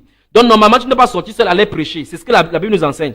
Mais pour la sœur donc qui est en train de nous dire, vous voyez, voilà, l'une des choses, les deux questions, je remercie vraiment le Saint-Esprit. Les deux questions montrent clairement qu'il y a une anomalie. Remarquez là, c'est clair. Tu vois très bien que tu sors, tu peux aller pour aller prêcher, pour aller évangéliser, n'est-ce pas? Ok. Maintenant, quand tu évangélises les gens, quand la Bible nous déclare que lorsque l'apôtre Pierre a prêché, ceux qui acceptaient sa parole furent baptisés en ces jours-là. Imagine que tu vas seul, tu prêches. Quelqu'un croit, qu'est-ce que tu vas faire? Puisque la Bible nous révèle que lorsqu'on croit, immédiatement on doit être baptisé. On ne doit pas, c'est pas un jour ni 3 jours après. Vous voyez, si tu ne baptises pas, ça suppose que tu sais très bien qu'il y a quelque chose que tu fais qui n'est pas bien. Tu vois cela? Donc quand une femme évangélise les gens, quand elle part prêcher la bonne nouvelle, il faut qu'elle comprenne sous l'autorité de qui elle est en train de marcher. Maintenant, si tu prêches la bonne nouvelle, les gens viennent, tu dis non, je n'ai pas le droit d'être baptisé. Ça montre que initialement tu n'as pas le droit d'aller le faire. Parce que Jésus a dit, allez, faites des nations les disciples, les baptisants, faites des nations les baptisants. Vous voyez cela? Donc la personne qui doit prêcher, les gens qui doivent annoncer l'évangile doivent baptiser. Et ce ministère c'est réservé seulement aux hommes. Une femme n'a jamais été vue dans la Bible étant de prêcher, ni en train d'aller baptiser. Tu vois, c'est contre la parole de Dieu. Donc, par d'une pierre deux coups, les deux questions sont collées. Une femme ne peut pas prêcher la parole. Regardez même les femmes apôtres et autres là qui partent prêcher la parole de Dieu. Elles ne baptisent pas. Parce qu'elles savent très bien que elles entrent dans l'eau là, elles sont en train de dépasser les limites. Donc ne faisons pas ce que la Bible n'a pas dit. S'il n'y a pas un exemple dans la Bible, ne le faisons pas. L'église de Dieu est parfaite. Dieu, la Bible déclare dans Colossiens chapitre 1, que c'est verset 26, que c'était la pensée, le secret que Dieu, le mystère que Dieu avait caché en lui-même, mais c'est révélé maintenant. Donc tout le conseil de Dieu est révélé. L'apôtre Paul a dit qu'il a annoncé tout le conseil de Dieu. Donc il n'y a pas d'ambiguïté là-dessus. La femme ne doit pas aller prêcher seule, sans autorité de l'homme. Tu peux partager, puisque si tu travailles dans un bureau, tu peux témoigner à quelqu'un, tu peux dire à quelqu'un, vous voyez cela. Donc par tout moyen, tu peux le faire. Alléluia. J'aimerais bien saisir la question. Elle pose quelle question? Elle pose la question de savoir si tout ce qu'on est en train de parler, on a dit des réponses ou bien c'est... Absolument. Si elle nous suit depuis le début, elle doit suivre. On a de parler dans la parole de Dieu et c'est l'Esprit de Dieu révèle cela aux frères et aux sœurs dans le monde entier, la même chose. Et à cette sœur de Bruxelles, j'invite à ce qu'elle comprenne que toute révélation doit être scripturaire. Voilà pourquoi il faut qu'elle nous écoute d'abord d'après la parole de Dieu. Amen. Qu'elle écoute d'après la parole de Dieu. Josias, écoutez bien, si on prend ceci, Josias, lors de la réforme qu'il a fait, remarquez très bien, lorsqu'on a lu la Bible, lorsqu'on a lu la parole de Dieu dans Josias, lors de la première réforme qui s'est passée sous la loi, Josias a eu le cœur vivement touché directement, il a déchiré ses vêtements, il a rétabli les choses, parce que les gens n'agissaient pas selon la parole de Dieu. Donc la Bible déclare que la révélation de tes paroles est claire. Vous voyez, le Saint-Esprit illumine les cœurs humbles, les cœurs tendres, pour les montrer que ce qu'on fait n'est pas bien.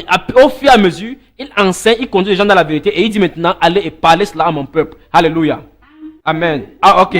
Amen. Amen. Je vais prier. Je vais prier. Amen. Père Céleste, toi qui dis et les choses s'accomplissent, toi qui ne peux pas changer, je prie, Père de gloire, que tu te révèles à chacune des personnes qui écoutent cette émission, qui écoutent, au Dieu de gloire, cette radio. Je prie, Père, que tu leur montres que ce n'est pas notre œuvre à nous, que nous ne nous connaissions pas, mais c'est ton esprit qui est en train de réunir ton peuple. Je prie, au Dieu de gloire, que tu révèles aux gens à quelle ère nous vivons, que c'est l'heure de la fin où tu vas venir chercher l'église. Bientôt l'heure va sonner, où la trompette va sonner pour amener ton épouse à toi. Je prie, au Dieu de gloire, que tu révèles à quelqu'un que Genèse 1:11, selon lequel il est écrit, Chaque plant doit produire selon sa semence, n'a pas changé. Que la parole que tu as plantée à Actes des Apôtres chapitre 2, c'est la même chose qu'on va retrouver. Le fonctionnement de l'église que tu as laissé dans Actes des Apôtres, c'est le même fonctionnement qu'on va retrouver à la fin. Je prie que tu bénisses tous ceux qui nous écoutent maintenant. Je prie que tous les pasteurs qui vont m'écouter soient bénis. Je prie que les servants de Dieu à tout le monde entier soient bénis. Que Dieu vous remplisse de son esprit en abondance au nom du Seigneur Jésus-Christ. Amen. Alléluia. Le frère Junior sera là pour répondre à toutes vos questions. Et le Saint-Esprit sera là. Soyez bénis, je vous aime au nom de Jésus. Amen. Amen.